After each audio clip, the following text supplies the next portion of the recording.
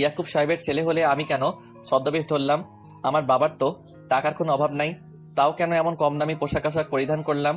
আজ কলেজে ক্লাস হবে না, পুরো কলেজ আমাকে নিয়ে থমকে আছে।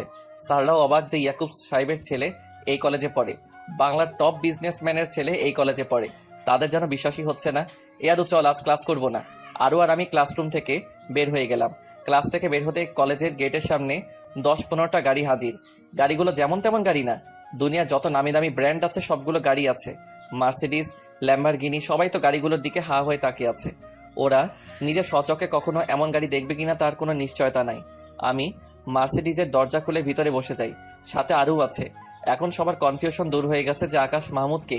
এদিকে সবাই তো কানাঘুষা করছে, আকাশ মাহমুদ এত বড় লোকের ছেলে, কিন্তু হেনা কলেজের কোনো এক কোনায় বসে বসে চোখের পানি ঝরাচ্ছে। সে নিজেকে নিজে ধিক্কার দিতে থাকে। ছি হেনা, তুই নিজেকে কোটিপতি আর মডার্ন মনে করতি, তুই নিজেকে এলিট ক্লাস দাবি করতি। আজ দেখ তোর পরিণতি। তুই যাকে ছোট লোক আর খ্যাত বলতি, ওর বাসার কাজের লোকও তোর থেকে বেশি মডার্ন আর যোগ্যতাশীল। ছি হেনা, কিভাবে পারলি এমন একটা ছেলের মন নিয়ে খেলা করতে? এত বড় মাপের একজন মানুষ হওয়ার পরেও নিজের টাকা আর নিজের পজিশন নিয়ে অহংকার করেনি, আর তুই সামান্য একটা ওসির মেয়ে হয়ে এত দেমাগ তোর। আমি নিজেকে ধিক্কার দিয়ে কান্না করতে লাগলাম। আমি ড্রাইভারকে বলে সোজা গাড়ি টান দিয়ে থানায় গেলাম। আজ ওসির 12টা বাজাবো আমি। ড্রাইভার আমার কথা মতো গাড়ি টান দিয়ে থানার সামনে নিয়ে যায়। এদিকে আরুর তো মাথা ভোবো করে ঘুরছে, এত দামি গাড়িতে সে কোনোদিন ওঠেনি। আরে উঠা তো দূরের কথা, সে নিজের স্বচক্ষে দেখেনি। সে ভাবতেই পারছে না আমি শহরের নামকরা কোটিপতির ছেলে। আমি থানায় গিয়ে সোজা ওসির কাছে চলে যাই। কিরে গরিবের বাচ্চা, আজ কি মনে করে থানায় এলি? ওই দিনে ধুলাই তো মনে হয় কম হয়ে গেছে। এই ওসি, গলা নামিয়ে কথা বল। তোর মতো 2 টাকার ওসি আমার পকেটে থাকে। আমি ওসির অনুমতি না নিয়েই চেয়ারে বসে পড়ি, আর ওসি টেবিলে পা তুলে দেয়। ওসি তো মেজাজ খারাপ হয়ে যায় আমার কর্মকাণ্ড দেখে। এই ছোট লোক, তোর কত বড় সাহস, তুই আমার সামনে এসে আমার টেবিলের উপরে পা তুলে দিস? একে তো অনুমতি নিসনি, তার উপরে আবার বেয়াদবি করছিস। এই ওসি, গলা নামিয়ে কথা বল, না হয় কর্ণনালীটা সোজা লক করে ফেলবো। তুই বাপ চিন্তা এখনো ভুল করেছিস। বলেছিলাম না একক দর্শকের সব হিসাব করব, সময়টা এসে গেছে। ওসি তো সেই লেভেলের খেপে গেছে।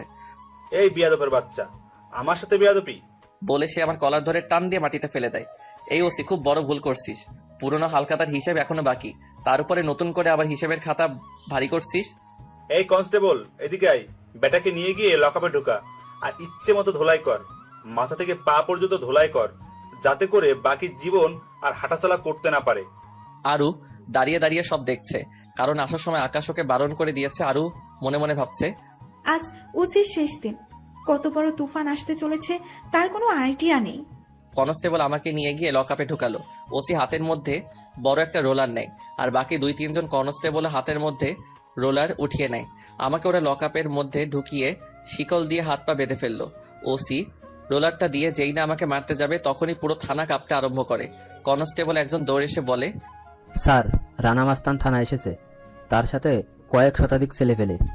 ওসি তো কলিজা কাঁপা শুরু করলো। রানা ভাই থানায় কেন? আল্লাহ জানে আজ কপালে কি লিখে আছে। ওসি রানাকে জমের মতো ভয় পায়। শুধু ওসি না, শহরে যত নামি দামি ব্যক্তি আছে সবাই রানাকে বাঘের মতো ভয় পায়। ওসি লকআপ থেকে বের হয়ে রানার কাছে যায়। ভাই আপনি হঠাৎ এখানে? আর ভাই আপনি কেন কষ্ট করে আসতে গেলেন? আমায় একবার শুধু ফোন করে বলতেন, আমি চলে যেতাম। ওসি এক কনস্টেবলকে বলল, এই তোরা দাঁড়িয়ে দাঁড়িয়ে কি দেখিস? যা ভাইয়ের জন্য চা নিয়ে আই। ওসির তো ভয়ে বুক ধুকবুক ধুকপুক করছে। বাকি থানার যারা আছে কারোর কলিজায় পানি নাই, কারণ রানা মাস্তান থানায় এসেছে। ওর নাম শুনে নাই, এই শহরে এমন একটা মানুষও নাই। ওর নাম নিয়ে ভয় দেখে বাচ্চাদেরকে মা ঘুম পাড়ায়। এই ওসি, তোর খেল খতম, তোর নাকি অনেক পাওয়ার বেড়েছে। ওসি রানার পায়ে পড়ে যায়। ভাই আপনার পায়ে পড়ি, আমার কি ভুল হয়েছে বলেন, আমি শুধরে নিচ্ছি। ভাই বিশ্বাস করেন, আমি কোনো ভুল করিনি। আমি তো লকআপের ভিতর থেকে পৈশাচিক হাসি আসছে, আমারও আরুরও সেই হাসি পাচ্ছে। এই ওসি, তুই কোনো ভুল করিসনি, তুই যেটা করেছিস সেটা মহাভুল। সেই ভুলের কোনো ক্ষমা নাই। আর তুই আমার পা ধরেছিস কোন সাহসে? তোকে তো জুতার তলে পিষে মারবো।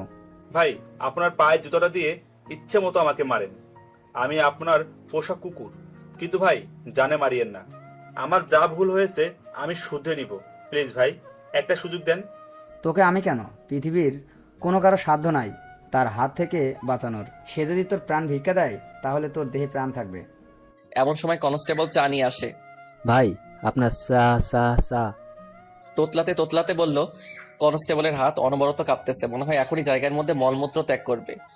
এই ওসি, তুই লকআপে কাকে আটক করেছিস? ভাই, সে থানায় এসে বড় গলায় কথা বলছিল, তাই আটক করেছি। ভাই, সে মনে হয় আপনার লোক।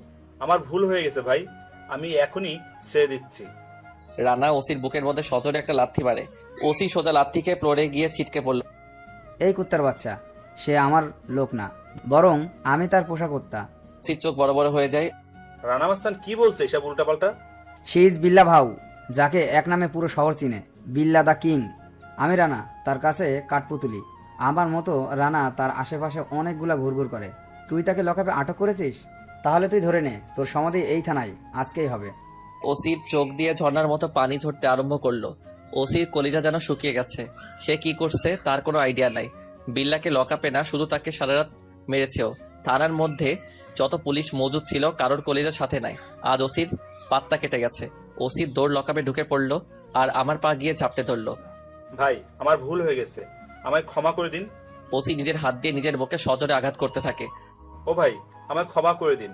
আমি জানতাম না আপনি কে, আর আমি আমার পাওয়ারের অপব্যবহার করেছি, আর কোনোদিন এমন করব না। বলে আমার পায়ে ঝাপটে ধরে কান্না করতে থাকে। এই ওসি, পাঁচের উপরে ওঠ, দেখছিস পাওয়ার? হ্যাঁ, এটাই পাওয়ার। 10 জন কনস্টেবল সাথে নিয়ে গিয়ে মানুষকে তুলে এনে লকআপে ঢুকিয়ে মারধর করা, এটা পাওয়ার না। পাওয়ার হচ্ছে তোর মতো ওসি এসে পায়ে ধরে হামাগুড়ি দিয়ে মাপ চাওয়া। কি বলেছিলাম তোর হালকাটা ভারী হচ্ছে, কিন্তু শুনলি না। সেই এসে আমার পায়ে ধরে হামাগুড়ি দিয়ে কান্না করছিস। যা, জীবনটা ভিক্ষা দিলাম, কারণ এই সমস্ত কিছু আমি ছেড়ে দিয়েছি। না হয় তোর দেহটা এত সময় ফ্লোরে পড়ে থাকতো। এরপর আর এমন পাওয়ারের অপব্যবহার করিস না। ভাই, আমার জীবন থাকতে আর কোনোদিন এমন ধরা করব না। এই রানা, চল। তারপর সবাই বাসায় চলে গেলাম। কনস্টেবল একজন ওসির উপরে গরম হয়ে যায়। এই ওসি, শোন, এটাই হচ্ছে মনুষ্যত্ব। তোর মধ্যে কোনো মনুষ্যত্ব নাই। ওসি যেন পাগল হয়ে গেছে, তার মধ্যে কোনো হিতাহিত জ্ঞান নাই। আমি বাসায় এসে পড়েছি, সাথে আরুকেও নিয়ে এসেছি। আকাশ, তুই এত বড় মাপের একজন হওয়ার পরেও এমন নর্মাল হয়ে থাকিস কেন রে? বেশভূষাতে কি আছে, খালি অহংকার, এটাই তো। শোন, অহংকার আমার 2 চোখের শত্রু। আসলেই রে, তুই মহান একজন মানুষ। তোর মতো একজন মানুষকে জীবন সঙ্গী করে পেতাম, জীবনটা সুন্দর হয়ে যেত। কেন করে নে, বারণ করছে কে? না রে, তার হবে না, কারণ একজনের সাথে আমার সম্পর্ক আজ 3 বছরের। সেই তালে থাকে, ওকে আমি অনেক অনেক অনেক লাভ করি। আর তার চেয়ে বড় কথা, তোকে আমি বন্ধু ভাবি আকাশ। তোর পাশে এইভাবেই সারা জীবন থাকতে চাই। আর যদি তাকে ছেড়ে দিয়ে তোর সাথে জীবনের সূত্রপাত করি, তাহলে এটা স্বার্থের লোভ ছাড়া আর কিচ্ছু হবে না। যাক, তোরা ভালো থাক, এটাই দোয়া। আর শোন, তোকে নিয়ে আমার মনে এমন কোনো ফিলিংস নাই, কারণ তুই একটা ভালো মানুষ। তোর মতো ভালো চরিত্রের অধিকারী হতে হলে আমায় আরো 7 বার জন্ম নিতে হবে। সারা জীবন তোর পাশে এভাবে বন্ধু হয়ে থাকতে চাই। আকাশ, তুই নিজেকে যাই ভাবিস না কেন, তুই আসলেই অনেক ভালো, যেটা আমি জানি। আচ্ছা শোন, আজ যেতে হবে রে, অনেকটা সময় হয়ে গিয়েছে। আচ্ছা যা, কাল কলেজে গেলে দেখা হবে। আর শোন, ড্রাইভার তোকে বাসা পর্যন্ত একদম এগিয়ে দিয়ে আসবে। বাসায় পৌঁছে আমায় ফোন করিস। আচ্ছা। তারপর চলে গেল। আমি এখন দুনিয়ার সবচাইতে হ্যাপি একটা মানুষ, কারণ আমি নিজেকে বদলাতে শিখে গেছি। আমার মধ্যে এখন কোনো হিংস্রতা নাই। তার চাইতে বড় কথা হচ্ছে আমার জীবনে আরু নামের একটা ভালো বন্ধু এসেছে। পরের দিন সকালবেলা রেডি হয়ে কলেজে চলে এলাম। আজ একদম পুরো ভিন্ন গেটআপে। ল্যাম্বরগিনিটা নিয়ে আমি নিজে ড্রাইভ করে কলেজের সামনে পার্ক করলাম। তারপর ভিতর থেকে নেমে এলাম। পুরো কলেজের সবাই গাড়িটার দিকে হা হয়ে তাকিয়ে আছে। আমাকে দেখে সবাই তো অবাক, হয়তো রাজপুত্রের মতো লাগছে। আমাকে দেখে কেউ চোখ ফিরাতে পারছে না। এমন সময় কেউ একজন পিছন থেকে এসে আমাকে শক্ত করে জড়িয়ে ধরলো আর আমার ঘাড়ের মধ্যে কয়েকটা চুমু বসিয়ে দিল। আমি তো ভ্যাবাচাকা খেয়ে গেলাম। আমি পিছনে ঘুরে দেখি হেনা। আমার মেজাজ তো পুরো গরম হয়ে গেছে। আমি হেনার গালের মধ্যে ঠাস ঠাস করে কয়েকটা থাপ্পড় বসিয়ে দিলাম। এই, তোর কত বড় সাহস যে তুই আমাকে জড়িয়ে ধরেছিস? সাহসের কি আছে? আমার বিএফকে আমি জড়িয়ে ধরেছি। এই মেয়ে, শ্যাট আপ, মুখ সামলে কথা বল। তোর সাথে আমার কোনো কালেই কোনো কিছু ছিল না, হঠাৎ কোথা থেকে উড়ে এসে বিএফ দাবি করছিস? প্লিজ আকাশ, আমায় এভাবে অস্বীকার করো না। আমি যা করেছি ভুল করেছি। প্লিজ আমায় ক্ষমা করে দিয়ে নিজের করে নাও। হেনা মনে হয় এখনই কান্না করে দিবে। এই ড্রামামাজ মেয়ে, অনেক হয়েছে তোমার ছলনা, এবার আর না। আমি আমার মতো ভালোই আছি, আর এইসবের প্রতি আমার কোনো ইন্টারেস্ট নাই। বিশেষ করে তো তোমার সাথে একদমই নাই। ছলনাময়ী মেয়ে, নিজের রাস্তা মাপো। আর আমি তো খ্যাত, আমার সাথে কি করে কথা বলছো? ঘৃণা হচ্ছে না এখন? হেনা মাথা নিচু করে দাঁড়িয়ে আছে। কি বলবে সে? কিছুই বলার মতো নাই, কারণ সে এমন বিহেভিয়ার আগে দেখে এসেছে আমাকে। আস্থা ফেরত পাচ্ছে একক দশকে। এই মেয়ে, সরো। তোর মতো মেয়ের সাথে আমার কোনো কিছুই নাই। আর নিজের স্ট্যাটাস দেখেছো তুমি? সাধারণ একটা ওসির মেয়ে, আর আমি কার ছেলে সেটা তো হয়তো জেনেই গেছো। তাহলে এবার ভাগো, আমার লেভেলের না তুমি। হেনা ছোট বাচ্চার মতো কান্না করে দেয় আমার কথা শুনে, আর আমি হেনাকে ফেলে রেখে ক্লাসে চলে যাই। হেনার নিজের দোষে সবটা হয়েছে। অহংকার পতনের মূল। আসলেই কথাটা সত্যি। হেনা কান্না করতে করতে বাসায় চলে যায় ক্লাস না করে। আমি ক্লাসরুমে ঢুকতেই সবাই আমার সাথে কথা বলতে এগিয়ে আসে, বিশেষ করে মিম। আসলে সরি আকাশ, হেনার সাথে মিলে তোমায় কষ্ট দিয়েছি। প্লিজ আমাকে তোমার বন্ধু বানাবে? মিম শোনো, সরির কিছু নাই, নিজের দৃষ্টিভঙ্গি বদলাও। কেন এতদিন আমি খেয়েছিলাম, কিন্তু এখন কি এমন হলো যে মাপ চাচ্ছ? শুনো, তোমরা হচ্ছে স্বার্থপর কাতারের মানুষ। তোমার সাথে বন্ধুত্ব তো দূরের কথা, তোমার ছায়া পর্যন্ত আমার ধারে কাছে আসতে পারবে না। লেভেল আছে তোমার যে আমার সাথে বন্ধুত্ব করতে আসছো। আমার বাসার পশু পাখিও তো তোমার থেকে বেশি যোগ্যতা সম্পূর্ণ। হ্যাঁ, আসছে বন্ধুত্ব করতে। আমার কথা শুনে মিম মাথা নিচু করে সেখান থেকে চলে যায়। কারোর মুখে কোনো কথা নাই, কারণ আমার আসল পরিচয় জানার পর সবাই বুঝে গেছে আমার লেভেল কোথায়। সবাই আমাকে অপমান করতো, কিন্তু কেউ জানতো না আমি যে এই শহরের নামকরা কোটিপতির ছেলে। আমার কাছে তারা কিছুই না। একটু পর আরও আসে ক্লাসে। তিশানও আজ ক্লাসে এসেছে। তিশান তো আমার ব্যাপারটা শুনে পুরা ক্লাস শুরু হয়ে যাবে তাই সবাই নিজের জায়গা ঠিক করে নেয়। আমি আজও সামনে বসেছি, পাশের সিটেই আরু, আর তার থেকে এক বেঞ্চ দূরে তিশান। স্যার ক্লাস নিতে এসে দেখে আমি সবার সামনে বসেছি। আজ আমার কাপড় চোপড় দেখে স্যারের হুশই উড়ে যায়। স্যার ভিতরে ভিতরে নিজেকে নিজে ধিৎকার দিচ্ছে, কারণ তিনিও আমাকে কথা শুনিয়েছেন। স্যার চুপচাপ ক্লাস করে চলে যায়। একটু পর কেউ একজন এসে বলে আমাকে হেড স্যার ডাকছে। আমি হেড স্যারের কাছে যাই। আকাশ, তোমায় নিয়ে প্রাউড করি যে তুমি আমাদের কলেজে পড়ছো। ইয়াকুব সাহেবের ছেলে আমাদের কলেজে পড়ে, আমার সেটা বিশ্বাসই হচ্ছে না। প্লিজ কখনো কোনো কিছু দরকার হলে আমায় বলবে। Okay sir. তারপর আরো কিছু কথা বলে স্যারের রুম থেকে বেরিয়ে আসলাম, আর মনে মনে ভাবতেছি দুনিয়ার নিজাম পাল্টে গেছে। ভালো মন দিয়ে কোনো কিছুই যায় আসে না মানুষের। একটাই জিনিস দিয়ে বিবেচনা করা হয়, টাকা পয়সা পাওয়ার। আগে যখন বেশভূষা ধরেছিলাম, হেড স্যার কেন একটা কুকুর পর্যন্ত মুখ ফিরে তাকায়নি। আর আজ আসল পরিচয় জানার পর পুরো কলেজ পিছনে পড়ে গেছে। ক্লাস শেষ করে আরও তিশান আমি সবাই ক্যান্টিনে বসে গল্প করছি। এমন সময় একটা মেয়ে এসে আমাকে প্রপোজ করে। মেয়েটা অন্য ডিপার্টমেন্টের। মেয়েটা দেখতে হেভি মাশাল্লাহ, কিন্তু আমি সোজা জানিয়ে দেই আমি রিলেশন করব না। কিন্তু মেয়েটা নাছোড়বান্দা, সেও আমাকে ছাড়বে না। আরু আর তিশানের তো সেই হাসি পাচ্ছে, আমার এদিকে মেজাজ খারাপ হচ্ছে। এই আকাশ, রিলেশন করলে কি হয়? এমন করে তাড়িয়ে দিচ্ছ কেন? এই মেয়ে, তুমি আমার চোখের সামনে থেকে যাও তো, না হয় মাথায় তুলে আছাড় দিব। একটু গরম হয়ে বললাম। মেয়েটা ভয়ে সেখান থেকে চলে গেল। আমার মেজাজ একদম খারাপ করে দিছে মেয়েটা। এই তোরা থাক, আমি যাচ্ছি। সে কিরে, একটু গল্প করি আয় না। না রে, আমার ইচ্ছা করছে না গল্প করে, থাক তোরা, আমি যাই। এই থাম, আমরাও চলে যাব। তাহলে তুই না থাকলে দুজন গল্প করে কি করব? তারপর সবাই সবার বাসায় চলে গেলাম। আমি বাসায় এসে ফ্রেশ হয়ে খাবার খেয়ে নেই, পরে একটা ঘুম দেই। বিকালে ঘুম থেকে উঠে একটু হাঁটাহাঁটি করে পরে আবার পড়তে বসি, কারণ একদম নিকটে চলে আসছে পরীক্ষা। এখন ঘুমিয়ে পড়তে হবে। অনেক রাত পর্যন্ত পড়ে সমস্ত পড়া কমপ্লিট করে ঘুমিয়ে পড়ি। পরের দিন সকালবেলা ঘুম থেকে রেডি হয়ে নাস্তা করে কলেজে চলে আসি, কিন্তু কলেজে গিয়ে যা দেখে আমার তো হুশই উড়ে গেছে। গতকাল যে মেয়েটা আমাকে প্রপোজ করেছিল তাকে হেনা উদুম কেলানি কেলাচ্ছে। মেয়েটা আমাকে দেখতে পেয়ে দৌড়ে ছুটে এসে আমার পিছনে লুকালো। হেনা তেড়ে ফুড়ে আসতেছে মেয়েটাকে মারার জন্য। এই কি সমস্যা তোমার? হ্যাঁ, তুমি ওকে মারছো কেন? আমার অনেক সমস্যা। কে তোকে প্রপোজ করেছে? কোন সাহসে? এই মেয়ে, মুখ সামলে কথা বলো। তোমার লেভেলের না আমি যে তুমি আমার সাথে তুই তোকারি করবে। আর কথা হচ্ছে ওর ইচ্ছে হয়েছে, সে আমাকে প্রপোজ করেছে। তোমার সমস্যা কোথায় এতে? না, তোকে কেউ প্রপোজ করতে পারবে না। তোকে খালি আমি প্রপোজ করব। ওর কত বড় সাহস সেটা আমি আজ দেখব। বলে মেয়েটাকে আবার মারতে ধরে। এবার আমার মেজাজ খারাপ হয়ে যায়। আমি ঠাস করে হিনার গালে কষে একটা লাগাই দেই। এই তোকে একবার বলেছি না যে আমি তোর লেভেলের না? তারপরেও তুই তোকারি করতেছিস। আর তোর কত বড় সাহস তুই আমার জিএফের গায়ে হাত দিস? সে আমাকে গতকাল প্রপোজ করেছে আর আমি অ্যাকসেপ্ট করে নিয়েছি। হিনা গালে হাত দিয়ে কান্না করতে করতে বলল, আকাশ, তুমি এমনটা করো না। তুমি শুধু আমাকে ভালোবাসবে। তোমার ভালোবাসা পাওয়ার অধিকার শুধু আমার আছে।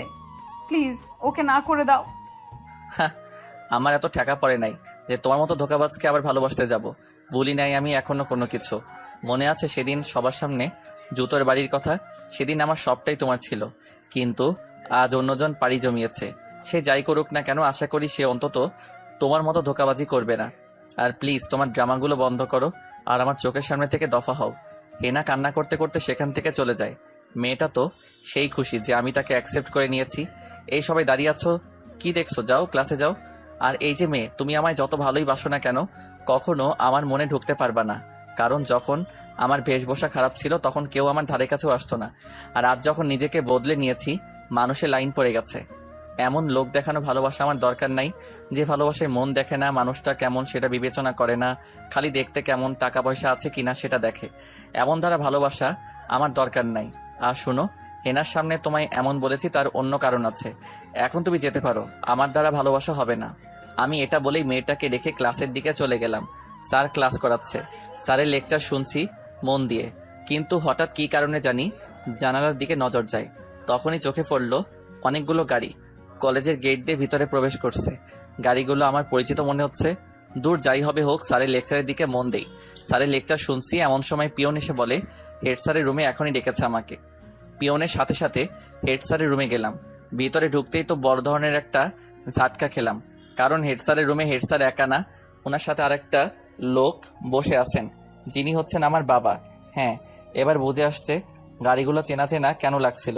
লোকটা আমাকে দেখতে পেয়ে চেয়ার থেকে উঠে জড়িয়ে ধরে হাউমাউ করে কান্না করে দিল। আমার ভিতরে কোনো ফিলিংস কাজ করছে না, আমি চুপচাপ দাঁড়িয়ে আছি। বাবা, তুই এত বড় শাস্তি কি করে দিলি আমাদেরকে? আজ একটা বছর তুই ঘর থেকে বাহিরে। সেদিন হয় রাগ করে তোর গায়ে হাত তুলেছিলাম আর কিছু কথা শুনিয়েছিলাম, তাই বলে তুই এভাবে আমাদেরকে ছেড়ে চলে আসবি? আজ একটা বছর আমাদের মনে কোনো শান্তি নাই। তোর মা রোজ কাঁদে তোর জন্য, আর আমার কথা না হয় বাদই দিলাম। আজ তোর হেড স্যার খবর না দিলে তো তোর কোনো খোঁজই পেতাম না। বাবা, তুই কিভাবে পারলি আমাদের ছেড়ে একটা বছর কাটিয়ে দিতে? আমি বাবাকে ছাড়িয়ে নিয়ে মাত্র 1 বছর হয়েছে, আরো একটা সময় পড়ে আছে। প্লিজ আকাশ, আর রাগ করে থাকিস না। প্লিজ এবার ঘরে ফিরে চল। না, কখনোই না। ঘরের গণ্ডিতে ওই দিন পাড়া দিব যেদিন মানুষের মতো মানুষ হতে পারবো। কারণ ওই দিন এটা বলে ঘর ছাড়তে বলেছিলে, আমার মতো কুলাঙ্গার সন্তান তোমার দরকার নাই। আরও বলেছিলে আমার মতো ছেলে দুনিয়ায় বেঁচে থাকার কোনো অধিকার নাই, আমার মরে যাওয়াই ভালো। কিছুই ভুলিনি আমি। জেদ করে যেমন ঘর ছেড়েছি, তেমন মানুষের মতো মানুষ হতে পারলেই ঘরে ফিরবো আবার। আর আপনার যদি স্যারের সাথে কোনো কাজ থাকে তাহলে কলেজেও আসতে পারেন। আমার খোঁজ নিতে কলেজে আসতে হবে না। আমার সামনে পরীক্ষা, আমাকে তাতে ফোকাস করতে দিন। চলি, এবার আমার গুরুত্বপূর্ণ ক্লাস চলছে। আমি চলে যাচ্ছি, কিন্তু হঠাৎ একটা কথা মনে পড়ল। আমি পিছনে ফিরে বললাম, ও হ্যাঁ, একটা কথা বলতে ভুলে গেছি। শুনেন, আমি যেমনই ছিলাম, যেই পথে ছিলাম না কেন, কখনো অন্যায় করি নাই, মানুষের ক্ষতি করি নাই। আর আপনি আজ বেঁচে আছেন আমার জন্য, সেই জন্য আমি কুলাঙ্গার হয়ে গেলাম। আমি হেড স্যারের রুম থেকে বের হয়ে ক্লাসে চলে এলাম। ইতিমধ্যে পুরো কলেজে খবর পৌঁছে গেছে যে এই শহরের টপ বিজনেসম্যান ইয়াকুব সাহেব কলেজে এসেছে। তাই স্যাররা ক্লাস ছুটি দিয়ে দিছে।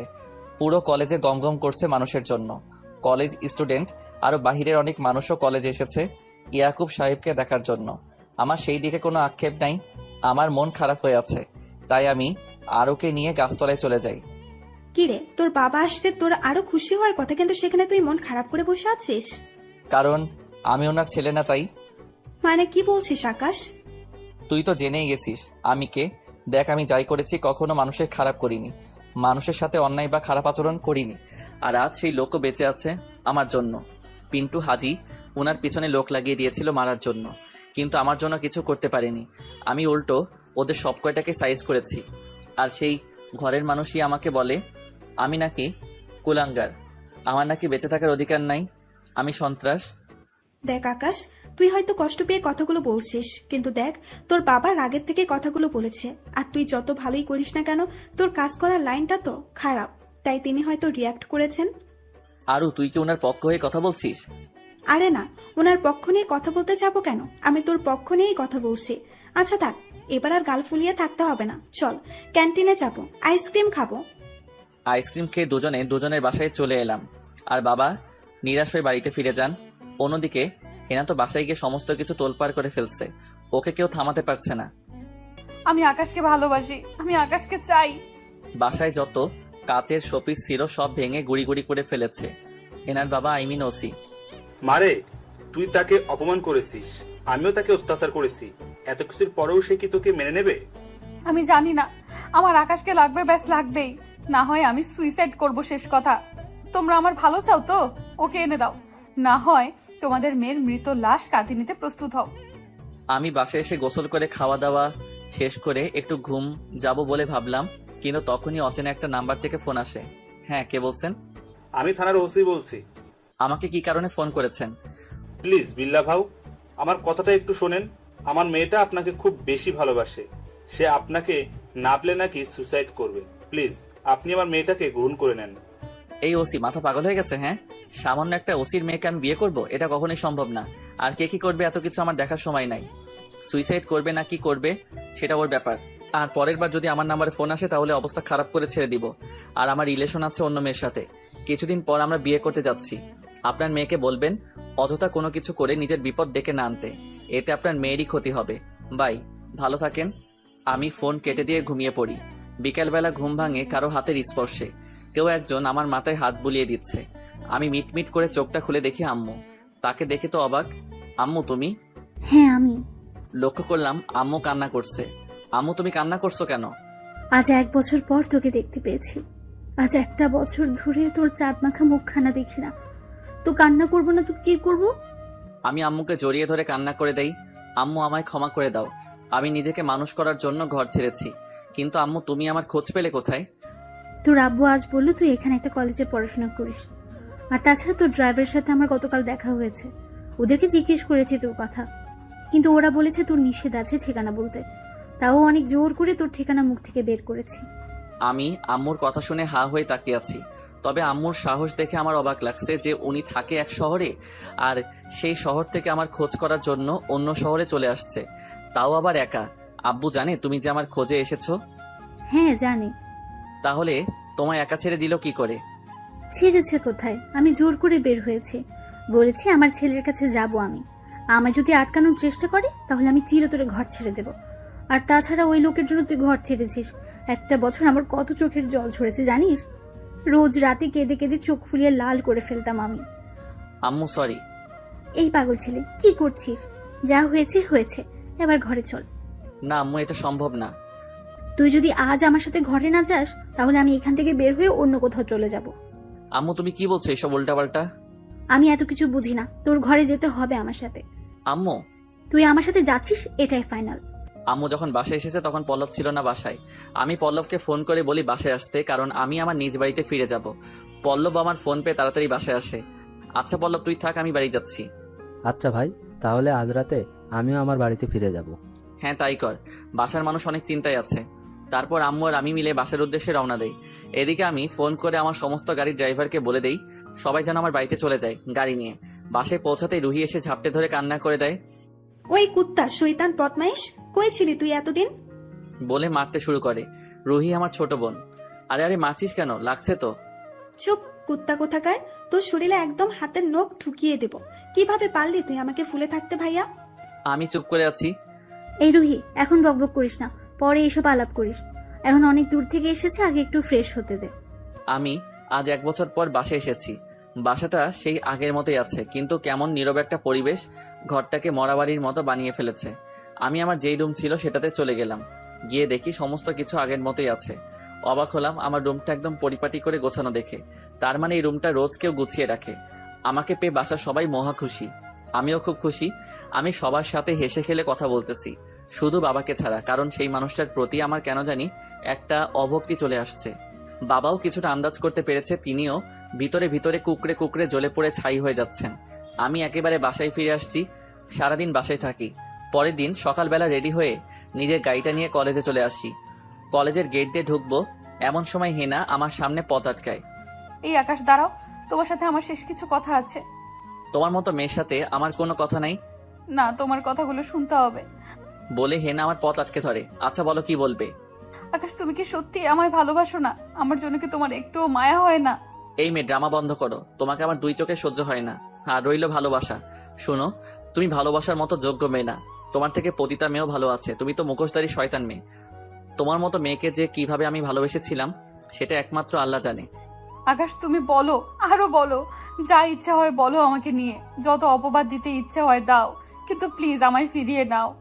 আমি তোমার সাথে যা করেছি অন্যায় করেছি, আমি জানি যে আমি ক্ষমার যোগ্য না, কিন্তু বিশ্বাস করো, আমি তোমাকে চাই। তুমি ছাড়া আমার নিঃশ্বাস নিতে পর্যন্ত কষ্ট হয়। তোমাকে না পেলে আমি সত্যিই মরে যাব। এই ধোকামাচ মেয়ে, মরবি না হয় যা করবি কর। আমাকে কেন বলতেছিস এইসব কথা?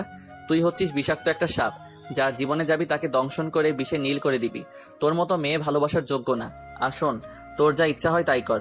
মরবি না কি করবি সেটা তোর একান্ত ব্যক্তিগত ব্যাপার, কিন্তু এইসব কথাবার্তা আমার সামনে বলিস না। যা দূরে গিয়ে মর, আমি গেলাম। আমি হেনাকে রেখে ক্লাসে চলে আসি। হেনা সেখানে বসে কান্না করে দেয়। আমি ক্লাসে এসে আরুর সাথে কথা বলছি, এমন সময় স্যার ক্লাসে ঢুকে। স্যার আসা মাত্রই সবাই নীরব হয়ে যায়। এভাবে 4 ঘন্টা হওয়ার পর কলেজ ছুটি হয়ে যায়। আমি আর আরু ক্লাস শেষ করে ক্যান্টিনের দিকে যাব, এমন সময় আকাশের নজর পড়ে কলেজের গেটের দিকে। হেনা এখনো সেখানে মাটিতে বসে আছে, যেভাবে বসা ছিল ঠিক সেভাবেই বসে আছে। আমার মাথায় ঢুকছে না মেয়েটা 4 ঘন্টা একটা জায়গার মধ্যে কিভাবে বসেছিল। ধুর, আমার কি, ওর ভালো লেগেছে তাই সে বসেছিল। আমি ওকে পাত্তা না দিয়ে আরুকে নিয়ে ক্যান্টিনের দিকে হাঁটা দেই। হেনা আমাকে দেখতে পেয়ে ঘাড় ঘুরে আমার দিকে অসহায়ভাবে এক ঝলক তাকালো। হেনা হয়তো আমাকে কিছু একটা বলতে চায়, কিন্তু আমার কোনো ফিলিংসই নাই যে হেনার কথা শুনবে। আমি দেখেও না দেখার ভান করে ক্যান্টিনে চলে যাই। আমি আর আরও ক্যান্টিন থেকে নাস্তা করে ফিরে আসি, কিন্তু আমি লক্ষ্য করলাম হেনা আর নাই, সে চলে গেছে। আর সে যেই জায়গাটায় বসেছিল সেখানে চোখের পানিতে ভিজে মাটিগুলো কাদা হয়ে গেছে। দূর, তাতে আমার কি, আমাকে কাঁদিয়েছে, এখন সে নিজে কাঁদুক। আমি কলেজের পাশে পার্ক করা যে গাড়িটা আছে সেটা স্টার্ট করে আরুকে সাথে নিয়ে নেই। আরুকে ওর বাসার সামনে নামিয়ে দিয়ে বাড়িতে চলে যাই। বাসায় মোটামুটি ভালোই লাগছে এখন, সবাই অনেক কেয়ার করে। সারাদিন মা আর ছোট বোনের সাথে হাসি ঠাট্টা করেই সময় চলে যায়। রাতের বেলা খেয়ে দিয়ে বিছানায় শুয়ে আছি আর ঘুমানোর চেষ্টা করছি, কিন্তু ঘুম কোনোভাবে আসতেছে না। বিছানার এই পাশ থেকে ওপাশ খালি ছটফট করতেছি, ঘুম কোথাও যেন উধাও হয়ে গেছে। আমি চোখ বুজে শুয়ে আছি, তখনই সকালের কথাগুলো মনে পড়লো। না, আজ মেয়েটাকে অনেক কথা শুনিয়েছি, এমনভাবে না বললেও পারতাম। মেয়েটার চোখ মুখ দেখে কেন জানি মনে হচ্ছে মেয়েটা আমায় সত্যি ভালোবাসে। এবার তার ভালোবাসার মধ্যে কোনো খুঁত নাই, কিন্তু কি আর করব, সে তো আমার মন নিয়ে খেলা করলো। আমিও তো তাকে সত্যি ভালোবাসতাম আর এখনো বাসি, কারণ প্রথম প্রেম কখনো ভোলা যায় না। তবে যত যাই হোক, মেয়েটাকে এইভাবে কাঁদানো আমার একদম উচিত হয়নি। না, কালকে কলেজে গিয়ে ওর সাথে কথা বলবো। যদি ওর হাবভাব ভালো দেখি তাহলে সমস্ত কিছু ভুলে গিয়ে আবার নতুন করে শুরু করব। আমি হেনাকে নিয়ে ভাবতে ভাবতে ঘুমিয়ে পড়লাম। সকালবেলা ঘুম ভাঙে কারোর ফোনের আওয়াজে। আমি মিটমিট করে চোখটা খুলে বালিশের কাছ থেকে ফোনটা হাতে নিয়ে কল রিসিভ করলাম। ফোনটা কানে দিতেই অপর পাশ থেকে কাঁপা কাঁপা কণ্ঠে কেউ একজন বলে উঠল, বিল্লা ভাউ, আপনাকে বলেছিলাম আমার মেয়েকে নিজের করে নিতে, কিন্তু আপনি নেননি। যদি নিতেন আজ আমার মেয়েটার এমন দুর্দশা হতো না, সে জীবিত থাকতো। আমার তো কিছুই ঢুকছে না মাথায়। এই কি বলছেন উল্টাপাল্টা আপনি? হ্যাঁ, যা শুনেছেন ঠিকই শুনেছেন। গতকাল রাতে হেনা সুসাইড করেছে, জানেন বিল্লা ভাউ? সে রাতের বেলা আমাকে আর ওর মাকে জড়িয়ে ধরে খুব কেঁদেছিল, আর বারবার খালি একটা কথাই বলছিল, আম্মু, আব্বু, তোমরা দুজনেই আমাকে মাফ করে দিও। কিন্তু বিশ্বাস করেন, কখনোই বুঝতে পারি নাই যে আমাদের মেয়েটা এত বড় একটা কাণ্ড করে ফেলবে। হেনার আব্বুর কথা শুনে আমি বিছানা থেকে লাফ দিয়ে উঠে বসে পড়লাম। আমার যেন দুনিয়াদারি ঘোলাটে হয়ে গেছে হেনার আব্বুর কথা শুনে। নিঃশ্বাসটাও যেন এখনই বের হয়ে যাবে শরীর ছেড়ে। কি বললো এটা, যে হেনা সুইসাইড করেছে? আমি চিৎকার করে কান্না করে দেই, না, হেনা এটা করতে পারে না। সে আমায় গতকাল কিছু একটা বলতে চেয়েছিল, সে মরতে পারে না। তাড়াতাড়ি করে শার্টটা গায়ে দিয়ে আরুকে ফোন করলাম। আরু, হেনা নাকি সুইসাইড করেছে। জানি না, আমিও এমনটা শুনলাম। তুই তাড়াতাড়ি চলে আয়, দুজনে মিলে হ্যানার বাসায় যাব। আচ্ছা তুই দাঁড়া, আমি কিছু সময়ের মধ্যে আসছি। আমি কোনো মতে তাড়াহুড়ো করে গাড়ির চাবিটা নিয়ে ঘর থেকে বের হয়ে আসি, চোখে মুখে হতাশার ছাপ। গাড়িটা স্টার্ট দিয়ে আরুর কাছে চলে যাই, তারপর দুজন মিলে হেনার বাসায় যাই। হেনার বাসার সামনে মানুষ দিয়ে ভর্তি। আমি যত এগোচ্ছি ভয়ের মাত্রা ততই বাড়ছে। আল্লাহ, হেনা যেন কিচ্ছু না হয়, আমি ওকে খুব ভালোবাসি। আমরা আস্তে আস্তে করে ঘরের দিকে এগোতে থাকি। একটু সামনে যেতেই দেখি সাদা কাপড় মোড়ানো একটা লাশ মাটিতে শুইয়ে রেখেছে। এটা দেখে আমার কলিজাটা মোচড় দিয়ে ওঠে। আল্লাহ, হেনার কিছু হলে আমিও মরে যাব। আমাকে দেখতে পেয়ে হেনার বাবা এগিয়ে এলেন। এই যে আকাশ মাহমুদ ওরফে বিল্লা ভাউ, আমার কলিজার টুকরো মেয়েটা মাটিতে ঘুমিয়ে আছে। হেনার আব্বুর কথা শুনে আমার কলিজা ছিঁড়ে যাচ্ছে। আমার বিশ্বাসই হচ্ছে না, না এটা হেনা না, আমি এটা বিশ্বাস করি না। হেনার কিছু হতে পারে না। আমি দৌড়ে গিয়ে লাশটার মুখ থেকে কাফনের কাপড়টা সরিয়ে ফেলি। আমি লাশটাকে দেখে সজোরে এক চিৎকার দিয়ে মাটিতে বসে পড়ি। হেনা ছোট বাচ্চার মতো ঘুমিয়ে আছে। কলিজা, তুমি এটা কি করলে? আমি সজোরে চিৎকার করে কান্না করছি। কলিজা, আজ আমি তোমার সাথে সমস্ত কিছু ঠিক করে নিতাম। কলিজা, একটু ধৈর্য ধরলে না তুমি? পাগলের মতো এটা কি করে বসলে? আমি এখন কি নিয়ে বাঁচবো? কাকে কলিজা বলে ডাকবো? কে আমাকে ভালোবাসবে তোমার মতো করে? মানুষ বলতেই ভুল, তুমিও না হয় না জেনে শুনে কিছুটা ভুল করেছো। কলিজা, শাস্তি তো আমি তোমাকে দেওয়ার কথা ছিল, কিন্তু আমি যেখানে শাস্তি দেইনি সেখানে তুমি নিজেকে নিজে শেষ করে দিলে। কলিজা, কলিজা এটা কেন করলে? এখন আমায় কে ভালোবাসবে? না, তুমি মরতে পারো না। আমার কলিজা মরতে পারে না। এই যে আপনারা সবাই বিশ্বাস করেন আমার কলিজা মরে নাই, ও কলিজা উঠো না বলে হেনার দেহটাকে পাজাকোলা করে জড়িয়ে ধরে কান্না করতে লাগলাম। আরও দাঁড়িয়ে দাঁড়িয়ে দেখছে, ওর চোখ দিয়েও বৃষ্টির ফোঁটার মতো পানি ঝরে পড়ছে, আর আমার কান্না যেন ওর কলিজাটাকে ছিদ্র করে দিচ্ছে। একটু হেয়ালির জন্য দুটো জীবন আজ নষ্ট হয়ে যাচ্ছে। হেনা এমন একটা কাজ করেছে, আরুরও যেন বিশ্বাস হচ্ছে না। হ্যাঁ না, কেন তুমি এমনটা করলে? আকাশের চোখে তোমার জন্য ভালোবাসা দেখেছি আমি। ছেলেটা তোমায় পাগলের মতো ভালোবাসে। এখন ওর কি হবে? তুমি যে তাকে ছেড়ে চলে গেলে, ছেলেটা যে এখন পাগলের মতো কান্না করছে, ওর চোখের পানি যে আমার সহ্য হয় না। সবটাই হয়তো আমার দোষ। আমি তোমাদের মাঝে কেন এসেছি? না হয় আজ হয়তো তুমি এমনটা করতে না। হেনার আব্বু আম্মু সবাই কান্না করছে, আমি এখনো হেনাকে পাজাকোলা করে জড়িয়ে ধরে আছি। এই যে আকাশ ভাই, আর কান্না করে কোনো লাভ নাই। আপনি আমার নয়নের মণিটাকে আমাদের থেকে কেড়ে নিয়েছেন। এই যে ধরেন, হেনার হাতে একটা চিঠি ছিল, যেটাতে লেখা ছিল তোমরা এই চিঠিটা আকাশের হাতে পৌঁছে দিবে। আমি চিঠিটা হাতে নিয়ে খুলে পড়তে আরম্ভ করলাম। হে কলিজার টুকরা, আমি জানি তুমি কাঁদছো, প্লিজ কেঁদো না। কলিজা, আমি অন্যায় করেছি, তাই নিজেকে ছোট্ট একটা শাস্তি দিলাম। কলিজা, আমি জানি আমার মধ্যে অহংকারে ভরা ছিল, কিন্তু বিশ্বাস করো, সেই খেয়াল তোমার সাথে মিশবার পরে উধাও হয়ে গিয়েছে। কলিজা, মানুষ বলতেই তো ভুল, আমিও না হয় ভুল করেছিলাম, তোমায় ভরা মজলিসে অপমান করেছি, কিন্তু বিশ্বাস করো, তোমায় অপমান করার ইচ্ছে ছিল না আমার। তোমার জন্য সত্যিই আমার মনে ভালোবাসা ছিল। শুরুতে প্রতিশোধ নেওয়ার জন্য ভালোবেসেছিলাম, কিন্তু পরে কিভাবে যেন তোমায় ভালোবেসে ফেলেছি। কলিজা, বিশ্বাস করো, তোমাকে অন্যের সাথে দেখে নিজেকে সামলাতে পারছিলাম না। তোমার সাথে অন্য কাউকে দেখলেই গা জ্বলে যেত, মনে হতো আমার জিনিসে কেউ হস্তক্ষেপ করছে। তাই রাগ সহ্য করতে পারিনি, তোমায় অপমান করে বসেছি। তার মধ্যে তোমায় নিয়ে পুরনো একটা ক্ষোভ ছিল, যে আমায় থাপ্পড় খাইয়েছো, আমায় অপমান করেছো, তার প্রতিশোধ নিব। সমস্ত কিছু মিলিয়ে তোমার উপরে একটা ক্রোধ ছিল, তাই জেদের বসে তোমার উপর ঝাল মিটিয়েছি। এসব করার সময় আমি নিজের মধ্যে ছিলাম না, কিন্তু পরে ঠিকই আমি এর জন্য অনুতপ্ত হয়েছি। কলিজা, বিশ্বাস করো, তুমি শহরের নামকরা কোটিপতির ছেলে, এটার প্রতি আমার কোনো লোভ ছিল না। বরং এটা শোনার পর আরো ভালোভাবে রিয়েলাইজ করেছি যে তুমি শহরের নামকরা কোটিপতির ছেলে হওয়ার পরেও তোমার মধ্যে বিন্দু পরিমাণ অহংকার নাই। তাই আমি 2 টাকার ওসির মেয়ে হয়ে আমার এত অহংকার, আমি নিজেকে শুধরে নিয়ে তোমার কাছে ফিরে গিয়েছিলাম। কিন্তু কলিজা, আমার কপালে মাফ জোটেনি। জানো কলিজা, সেদিন 4 ঘন্টা মাটিতে বসে কেঁদেছিলাম। ভরসা ছিল কলেজ শেষ হলে তুমি এসে যখন আমার এই অবস্থা দেখবে, তখন তুমি সব ভুলে গিয়ে আমায় বুকে টেনে নিবে, কিন্তু এমন কিছুই করনি। কলিজা, তোমার হয়তো বিশ্বাস হবে না যে আমার ভালোবাসা তোমার বড়লোক নামটার উপরে। বিশ্বাস করো, আমি তোমায় সত্যিই ভালোবাসতাম কলিজা। এই যে তার প্রমাণও দিয়ে গেলাম, নিজেকে শেষ করে দিয়ে। বিষের বোতল পুরোটা খেয়ে ফেললাম। লোভ থাকলে নিজেকে শেষ করতাম না কলিজা। টাকা পয়সা নিয়ে কেউ কবরে যেতে পারে না। এই যে যখন তুমি চিঠিটা পড়বে, তখন হয়তো আমি এই দুনিয়ায় থাকবো না। যদি তোমার দেখার জন্য হতো এই সব কিছু, তাহলে অন্তত নিজেকে শেষ করতাম না। যাদের টাকা পয়সায় লোভ আছে, তাদের জীবনের লোভ নাই, এটা কি হতে পারে? জীবনে যদি না থাকে, তাহলে টাকা পয়সার লোভ দিয়ে কি হবে? এরপরেও যদি তোমার মনে হয় তোমার কোটিপতি নামটার উপরে আমার লোভ ছিল, তাহলে কলিজা, আমি ব্যর্থ। কলিজা, অনেক অন্যায় করেছি তোমার সাথে, মাফ করে দিও আমায়। তোমায় হয়তো আর কখনো দেখতে পাবো না, কারণ আমার 2 চোখ বন্ধ হয়ে যাবে। কলিজা, জীবিত থাকতে কখনো একবারও জড়িয়ে ধরে চুমুও দাওনি। কলিজার চিঠির এই লাইনটা যখন পড়বে, তখন তো আমি মরা লাশ হয়ে গেছি। এখন কি একটা বার বুকে জড়িয়ে ধরে কপালে একটা ভালোবাসার পরশ এঁকে দেবে? তাহলে উপরে গিয়ে শান্তি পেতাম।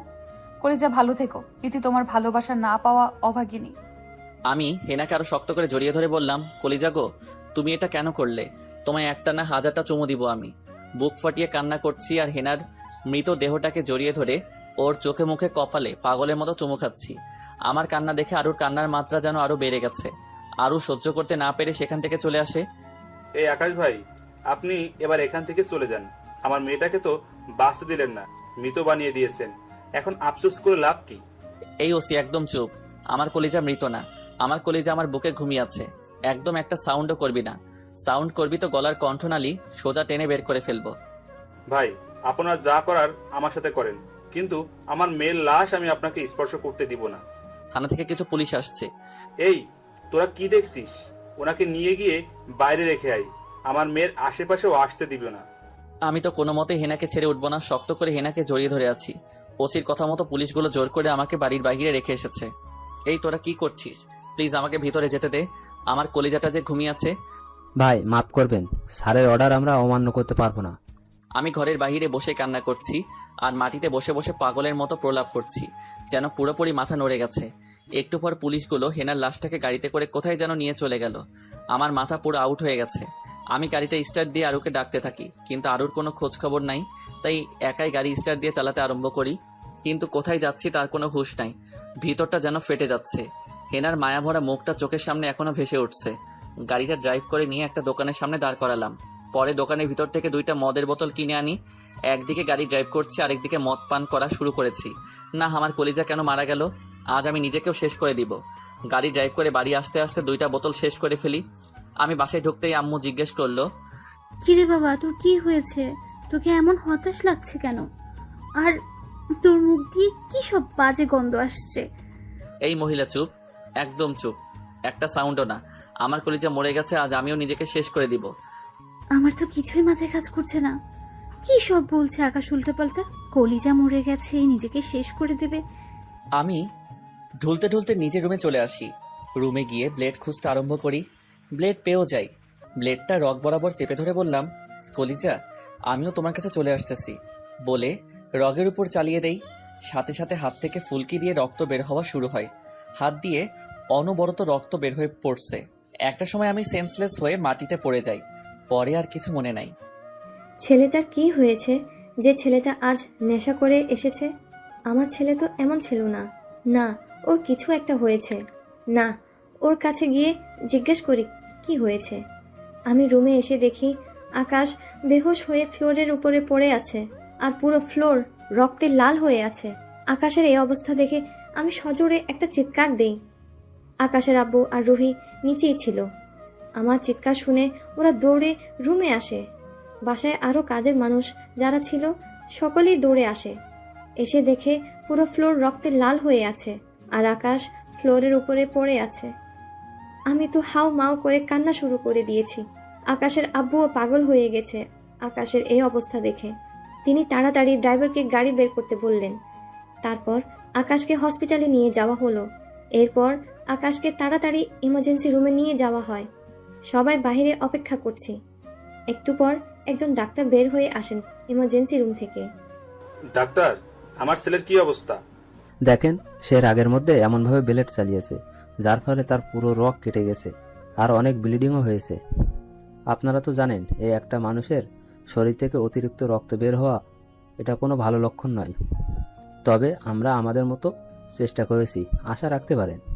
সে এখন সেফই আছে। বাকি যদি উপরালার অন্য কোনো হুকুম থাকেন সেটাই উনি ভালো জানেন। আচ্ছা, আপনারা এখন টেনশন করিয়েন না, রোগী সুস্থ হয়ে যাবে। রোগীর এখনও জ্ঞান ফেরেনি। জ্ঞান ফিরতে একটু সময় লাগবে, তারপর আপনারা রোগীর সাথে দেখা করতে পারেন। এটা বলে ডাক্তার চলে যায়। এদিকে আমার তো রূহ বের হয়ে যাবে অবস্থা। আমার সোনার টুকরা ছেলেটার কিছু হলে আমি বাঁচবো না। একদিন পেরিয়ে 2 দিনের মাথায় আমার জ্ঞান ফিরে আসে। জ্ঞান ফেরার পর আমি হেনাকে খুঁজতে থাকি। হঠাৎ নার্স কেবিন থেকে বের হয়ে এসে বলল, আপনাদের মধ্যে হেনা কে? আমাদের মধ্যে তো হেনা নামের কেউ নাই।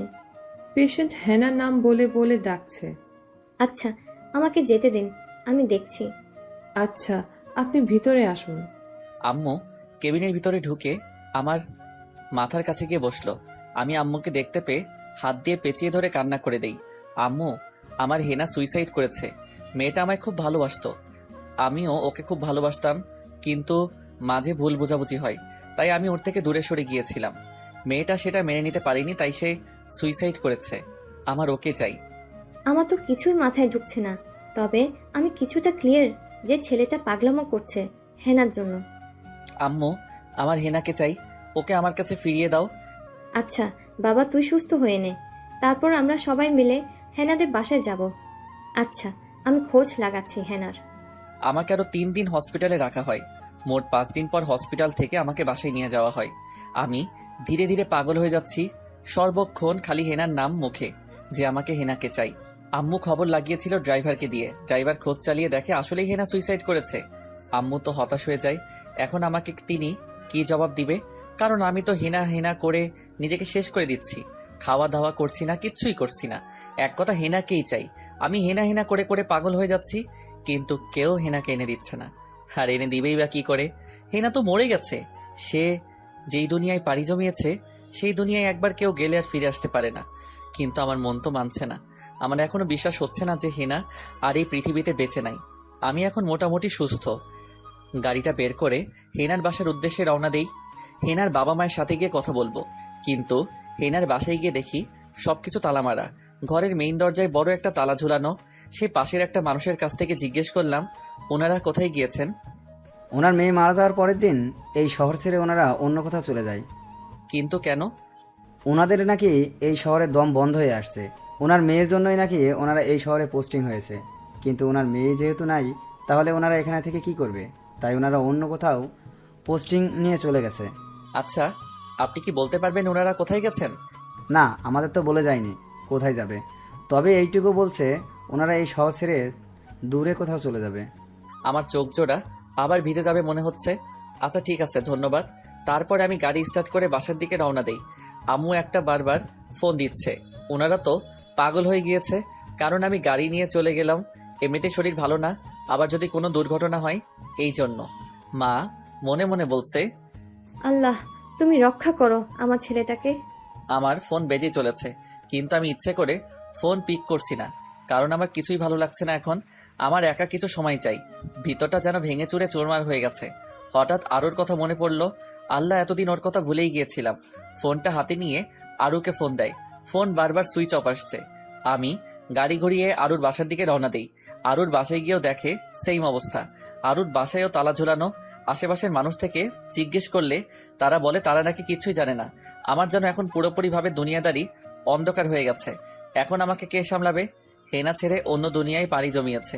এদিকে আরুরও কোনো খোঁজ পাওয়া যাচ্ছে না। এরপর আমি অনেক বন্ধু বান্ধবের কাছে খোঁজ লাগাই আরুর ব্যাপারে, কিন্তু কেউ নাকি কিচ্ছুই জানে না। সে নাকি বিগত 3 দিন ধরে ক্লাসে আসছে না। আমি মন খারাপ করে বাসায় চলে আসি। আম্মু তো পাগল পাগল হয়ে গেছে। আমাকে দেখতে পেয়ে বলল, এই ছেলে, কোথায় গিয়েছিলি? আমাকে আর কত টেনশনে রাখবি বল। আমি কোনো জবাব না দিয়ে নিজের রুমে চলে এলাম। রুমে গিয়ে নীরবে কান্না করতে থাকি, হেনার স্মৃতিগুলো মনে করে করে। কলিজা, তুমি কেন আমায় ছেড়ে চলে গেলে? আমার যে খুব কষ্ট হচ্ছে তোমাকে ছাড়া থাকতে। সময় তোমার মূল্য দেয়নি, তাই বলে আজ এইভাবে পস্তাতে হবে আমাকে? আম্মু বাহির থেকে খাওয়ার জন্য ডাকছে, কিন্তু আমি বারণ করে দিয়েছি, খাবো না। আম্মু অনেক করে রিকোয়েস্ট করলো, কিন্তু আমি খাবো না মানে খাবোই না। আম্মু হতাশ হয়ে ফিরে গেল। আমি পুরোপুরি খাওয়া দাওয়া অফ করে দিয়েছি। সব সময় হেনার কথা মনে করে করে নীরবে কান্না করি। নিজেকে সবসময় রুমের মধ্যেই বন্দি করে রাখি। বাইরের আবহাওয়া যেন আমার কাছে বিষাক্ত মনে হয়। কারোর সাথে ঠিকমতো কথা বলি না। মা বাবা বোন সবার সাথেই ধীরে ধীরে কথা বলা কমিয়ে দিয়েছি। ধরতে গেলে এক প্রকারের মেন্টালি সিক হয়ে গেছি। মুখের গোঁফ দাড়ি সমস্ত কিছুই বড় হয়ে গিয়েছে, কিন্তু কিছুই কাটাইনি। এভাবে দেখতে দেখতে 4 মাস পার হয়ে যায়। এতদিনে আমার অবস্থা ক্রমশ আরো খারাপ হয়ে গেছে। আমি পুরোপুরি পাগল হয়ে গিয়েছি। সবার কথা ভুলেই গেছি। এক কথায় খালি হেনার কথা মনে আছে। বাকি মা বাবাকেও ঠিকমতো চিনতে পারছি না। কলেজ তো বহু আগে ছেড়ে দিয়েছি। একদিন রাতের বেলায় কান্না করতে করতে ফ্লোরের মধ্যেই ঘুমিয়ে পড়ে। সকালবেলা কারোর স্পর্শে ঘুম ভাঙলো। অনুভব করলাম কেউ একজন আমাকে জড়িয়ে ধরে তার উষ্ণ ঠোঁটজোড়া দিয়ে চুমু খাচ্ছে, আর নরম সুরে বলছে, এই আকাশ, আর কত ঘুমাবে? আমি মিটমিট করে চোখ খুলে দেখি হেনা। লাফিয়ে শোয়া থেকে উঠে পড়ি। কলিজা, তুমি এসে গেছো? আমি জানতাম তুমি আসবে। আমার কলিজা আমায় রেখে কখনো মরতে পারে না। আমি 2 হাত দিয়ে হেনাকে শক্ত করে নিজের বুকের সাথে জড়িয়ে ধরলাম। কলিজা, কি হাল করেছো তুমি নিজের? আমি তোমায় রেখে কিভাবে মরতে পারি বলো? আমি জানি তুমি আমায় খুব ভালোবাসো। আমি যদি মরে যাই তাহলে যে আমার কলিজাটাও ভালো থাকবে না। এমন সময় আম্মু আমার রুমে আসলো। আমি আম্মুকে দেখে বললাম, আম্মু, হেনা ফিরে এসেছে আমার কাছে। আমি হেনাকে দেখে কুকড়ে কান্না করে দেই, কারণ আকাশ একটা বালিশকে আঁকড়ে ধরে আছে নিজের শরীরের সাথে, আর বালিশের সাথে নিজে নিজেই পাগলের মতো বক বক করছে। সে যেটাকে হেনা বলে দাবি করছে সেটা হেনা না, সেটা একটা বালিশ। আকাশ পুরোপুরি পাগল হয়ে গেছে। সে উঠতে বসতে হেনাকে দেখতে পায়। ঘরের দেওয়ালের সমস্ত জায়গায় হেনার নাম লিখে ভরে ফেলেছে। আকাশ আজ 6 মাস ঘর থেকে বের হয় না, খাওয়া দাওয়াও ঠিক করে না। আমি ওকে অনেক কষ্টে খাবার খাওয়াই, যে খাবার খেলে হেনাকে এনে দেব। বাবা আর কত এভাবে পাগলামি করবি বল? এখানে হেনা নাই, তুই যাকে বুকের সাথে জড়িয়ে ধরে আছিস সেটা একটা বালিশ। এই আম্মু, তুমি বেশি জানো। আমি বলেছি না এটা আমার হেনা, আর তাও সে আমার সামনে বসে আছে। আচ্ছা যা, ঠিক আছে, এটা তোর হেনা। বাবা এবার চুপচাপ ঘুমিয়ে পড়। না, আমি ঘুমাবো না। আমি সারা রাত হেনার সাথে গল্প করব। আকাশ, এখন কিন্তু ভালো হবে না। আমি কিন্তু হেনাকে চলে যেতে বলবো। না প্লিজ আম্মু, এটা করবে না। আমি ঘুমিয়ে যাচ্ছি। আমি বালিশটাকে আঁকড়ে ধরে শুয়ে পড়ি, আর অন্যদিকে আম্মু চোখ দিয়ে পানি ঝরাতে ঝরাতে রুম থেকে বের হয়। আমার কত সুন্দর সুস্থ সবল ছেলেটার কি হয়ে গেল? ছেলের এই অবস্থা আমার কলিজাটা একদম ছিদ্র করে দিচ্ছে। আমি রুমে গিয়ে আওয়াজ করে কান্না করে দেই। আকাশের আব্বু পাশে বসা, তিনিও কান্না করছেন। এই আকাশের আব্বু, আমাদের ছেলে কি আর কখনো ঠিক হবে না? আমার ছেলের এই অবস্থা দেখে আমার কলিজা যা সইছে না। প্লিজ তুমি আমার ছেলেকে ঠিক করে দাও। আমার ছেলেকে আমি আবার আগের রূপে দেখতে চাই। আমারও যে ক্ষমতা নেই কিছু করার, সমস্ত কিছুই যে উপরওয়ালার হাতে। তবে আমি বান্দা হয়ে একটা চেষ্টা করতে পারি, কাল আমি সেটা করব। আমি জানি না তুমি কি করবে, কিন্তু আমার ছেলে সুস্থ হওয়া চাই। পরের দিন সকালবেলা আব্বু আমাকে সেলুনের দোকানে নিয়ে যায় দাড়ি গোপগুলো কাটানোর জন্য। আমার দাড়ি গোপ না কাটার কারণে ইয়া বড় বড় হয়ে গেছে। আমি তো কোনো মতেই রুম থেকে বের হব না, তাও আব্বু ফুসিয়ে ফাঁসিয়ে নিয়ে যায় যে হেনাকে এনে দিবে বলে। দাড়ি গোপ কাটার পর আমি নিজেকেই চিনতে পারছি না আমি কেমন ছিলাম আর এখন কত স্মার্ট লাগছে। নিজের মুখমণ্ডল বারবার হাত বুলিয়ে দেখছি। দাড়ি গোপ কাটার পর বাবা আমাকে নিয়ে ঘুরতে বের হলো। ঘোরার কারণে যদি আমার মাইন্ড ফ্রেশ হয় এই চিন্তা করে আমাকে নিয়ে একটা পার্কে যায়, যেখানে ছোটকালে আসার জন্য খুব বায়না করতাম। বাবা, তোর মনে আছে তুই ছোটকালে এখানে আসার জন্য কত বায়না করতি? হ্যাঁ বাবা, আর আমি জানি তুমি আমায় এখানে কেন নিয়ে এসেছো, কারণ যাতে আমার মাইন্ড ফ্রেশ হয়। শোনো আব্বু, তার কোনো প্রয়োজন নেই, আমি ঠিক আছি। আমি নিজেই চাইতাম না দুনিয়ার রংমহল দেখি। হেনা চলে যাওয়ার পর ইচ্ছা করে নিজেকে চার দেওয়ালের মাঝে বন্দি করে রেখেছি, কারণ আমার হৈহুল্লোর সব হেনার মৃত্যুর সাথে কবরে দাফন হয়ে গিয়েছে। দুনিয়া যেন আমার কাছে বিষের মতো মনে হচ্ছিল, তাই নিজেকে কষ্ট দিয়েছি এতদিন। আমার জন্যই সে এমনটা করেছে, আর আমি কিভাবে রং তামাশা করে বেড়াবো? তবে হ্যাঁ, নিজেকে বন্দি রাখতে রাখতে একটা সময় সত্যি আমার দেমাগে প্রেশার আসতে থাকে। সব জায়গায় হেনাকে দেখতে আরম্ভ করি। আমার হিতাহিত জ্ঞান বলতে কোনো কিছুই ছিল না, কিন্তু আজ এতদিন পর যখন বাহিরের পরিবেশ দেখলাম, নিজের বেশভূষা ছেড়ে অন্য রূপে দেখছি নিজেকে, এখন সত্যি মনে হচ্ছে আমি কত বড় পাগলামো করেছি। বাবা, যা হয়েছে ভুলে যা, আর প্লিজ একটু নর্মাল হওয়ার চেষ্টা কর। তোকে আমরা আবার আগের মতো দেখতে চাই। আর তুই জানিস তোর মা রোজ কান্না করে তোকে দেখে, কত রাত না ঘুমিয়ে চোখের পানি দিয়ে বিছানা ভিজিয়েছে, সেটা একমাত্র আমি জানি। না বাবা, এবার আর কষ্ট দিব না আম্মুকে, আর এক ফোঁটা চোখের পানিও পড়তে দিব না আম্মুর চোখ থেকে। আমি আবার আগের মতো হয়ে যাব, আর আমি কাল থেকে তোমার যে কোনো একটা অফিসে জয়েন হব ভাবছি। এতটা খুশি লাগছে যে তোকে বলে বোঝাতে পারবো না। তোর যেই অফিসে ইচ্ছে হয় জয়েন কর, কাজ করতে ইচ্ছা না করলে করবি না। দরকার হয় আমার যত অফিস আদালত আছে সবগুলোতে একদিন করে ঘুরে ঘুরে দেখবি। কথাবার্তা বলতে বলতে আমরা দুজনেই ঘরে চলে এলাম। আম্মু তো খুশিতে কান্না করে দেয় যে আমি আবার আগের মতো হয়ে ফিরে এসেছি। তিনি খুশিতে আমার গালে কপালে অনেকগুলো চুমু এঁকে দেয়। বাসায় আজ আমার পছন্দের খাবারগুলো রান্না করা হয়। পরের দিন সকালবেলা ঘুম থেকে উঠে গোসল করে ফ্রেশ হয়ে নেই, কারণ আজ থেকে বাবার অফিসে জয়েন করব। পরে নাস্তা করে রেডি হয়ে বাবা মা দুজনের পায়ে ধরে সালাম করি। পরে অফিসের উদ্দেশ্যে বের হয়ে যাই। সবাই ফুলের তোড়া নিয়ে দাঁড়িয়ে আছে আমাকে ওয়েলকাম করার জন্য। আমি অফিসে পৌঁছানোর সাথে সাথেই সবাই তো ফুলের তোড়া দিয়ে ওয়েলকাম জানায়। পরে আমাকে কেবিন দেখিয়ে দেওয়া হয়। ম্যানেজার মোটামুটি সমস্ত কিছু বুঝিয়ে দেয়। আমি একটা জিনিস লক্ষ্য করি, অফিসের সবাই মোটামুটি মিশুক। না, এই অফিসে থেকে যাব, অন্য অফিসার যাব না, সারাদিন অফিসেই কাটাই। প্রথম দিন, তাই কাজের আগামাথা বুঝে আসছে না। তাও যতটুকু পারি করে আজকের মতো বাসায় চলে আসি। কিরে বাবা, অফিস কেমন লাগলো? আম্মু অনেক ভালো লেগেছে, আমি এই অফিসে থেকে যাব, অফিসের সবাই মোটামুটি মিশুক। আচ্ছা, তো যা ভালো লাগে কর। আমি রীতিমতো প্রতিদিন অফিসে সময় দিতে থাকি। এতদিন অফিসের বস ছিল না, তাই কোনো অ্যাসিস্ট্যান্টও ছিল না। আমি অফিসে যাওয়ার পর থেকে নুসরাত নামের একটা মেয়েকে আমার অ্যাসিস্ট্যান্ট নিযুক্ত করা হয়। মেয়েটা বেশ ভদ্র, আচার ব্যবহারও সুন্দর। নুসরাত একদিনেই আমার সাথে ভাব জমিয়ে ফেলে। আমিও আর দ্বিমত করিনি, কারণ সে তো আমার পার্সোনাল অ্যাসিস্ট্যান্ট। ওকে এড়িয়ে চললে কিভাবে কাজ হবে। অফিস শেষ করে বিকালবেলা বাসার দিকে রওনা হই। জ্যামে আটকে আছে গাড়ি। এমন সময় আমার নজর পড়ে একটা গাড়ির মধ্যে, যেখানে পিছনের সিটে আরুর মতো কেউ একজন বসে আছে। আমি প্রথমে থতমত খেয়ে যাই, এটা কি আরু না অন্য কেউ। একটু ভালো করে লক্ষ্য করে দেখলাম, হ্যাঁ এটা তো আরুই। আমি গাড়ি থেকে নেমে গাড়িটার দিকে এগিয়ে যাচ্ছি। এমন সময় জ্যাম ছেড়ে দেয় আর গাড়িটা টান দিয়ে চলে যায়। আমি তাড়াতাড়ি করে নিজের গাড়িতে ফিরে আসি, কিন্তু তত সময়ে সে চলে গেছে। আমি পরে নিজের বাড়িতে ফিরে আসি। আমি কোনো মতেই হিসাব মিলাতে পারছি না। হুট করে আজ থেকে 6 মাস আগে আরু কোথায় চলে গেছে, কোনো যোগাযোগ নাই, কিচ্ছু নাই। মেয়েটা আমার সাথে সমস্ত যোগাযোগ অফ কেন করে দিল? হাজারটা প্রশ্ন মাথায় ঘুরপাক খাচ্ছে। ধুর, আদর সাথে কথা বলতে পারলেই সবটা ক্লিয়ার হয়ে যেত। তবে এত কিছুর ভিড়ে আমি হেনাকে ভুলতে পারিনি। যত যাই হোক, মনের কোনো এক কোণে হেনার জন্য জায়গা রয়ে গেছে। একাকিত্ব সময়গুলো হেনার স্মৃতি আমাকে কাঁদায়। বাসায় এসে দেখি আব্বু আম্মু আমার বিয়ের আলাপ করছে আর বলছে, এবার আকাশকে বিয়ে করিয়ে দেওয়া উচিত, কারণ সে আর কত একা থাকবে। তার চেয়ে বড় কথা, আমাদেরও তো নাতি নাতনির মুখ দেখতে ইচ্ছে হয়। আকাশ, এদিকে আই। হ্যাঁ আব্বু বলো। আমরা চাচ্ছি এবার ঘরে বোমা আনবো। বাবা, এই বিষয় নিয়ে আমার কোনো মতামত নাই। তোমাদের যা ভালো লাগে করো, আমি তোমাদের মতের উপরে যাব না। তবে আমাকে আরো কিছুটা সময় দিতে হবে। আচ্ছা, সময় নেই, কিন্তু আমরা মেয়ে ঠিক করে রাখছি এখন। তোর যখন সময় হবে বলবি, তখনই তোর বিয়ে করাবো। আমি নিজের রুমে চলে এলাম। আমার কোনো ইচ্ছাই নাই বিয়ে করার, কারণ যাকে আপন করতে চাই সে আমার থেকে আরো বেশি দূরে চলে যায়।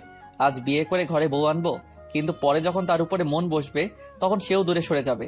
এসব নিয়ে ভাবছি। এমন সময় রফিক ভাই ফোন করে বলল, স্যার, কালকে চট্টগ্রাম মিটিংয়ে যেতে হবে, একটু আগে যদি অফিসে আসতেন আপনি। রফিক হচ্ছে অফিসের ম্যানেজার। আচ্ছা সমস্যা নেই, আমি আগেই চলে আসব বলে ফোন রেখে দেই। পরের দিন তাড়াতাড়ি করে উঠে নাস্তা করে নেয় আর আব্বুকে বলি, আজ চট্টগ্রাম যেতে হবে অফিসের মিটিংয়ের জন্য।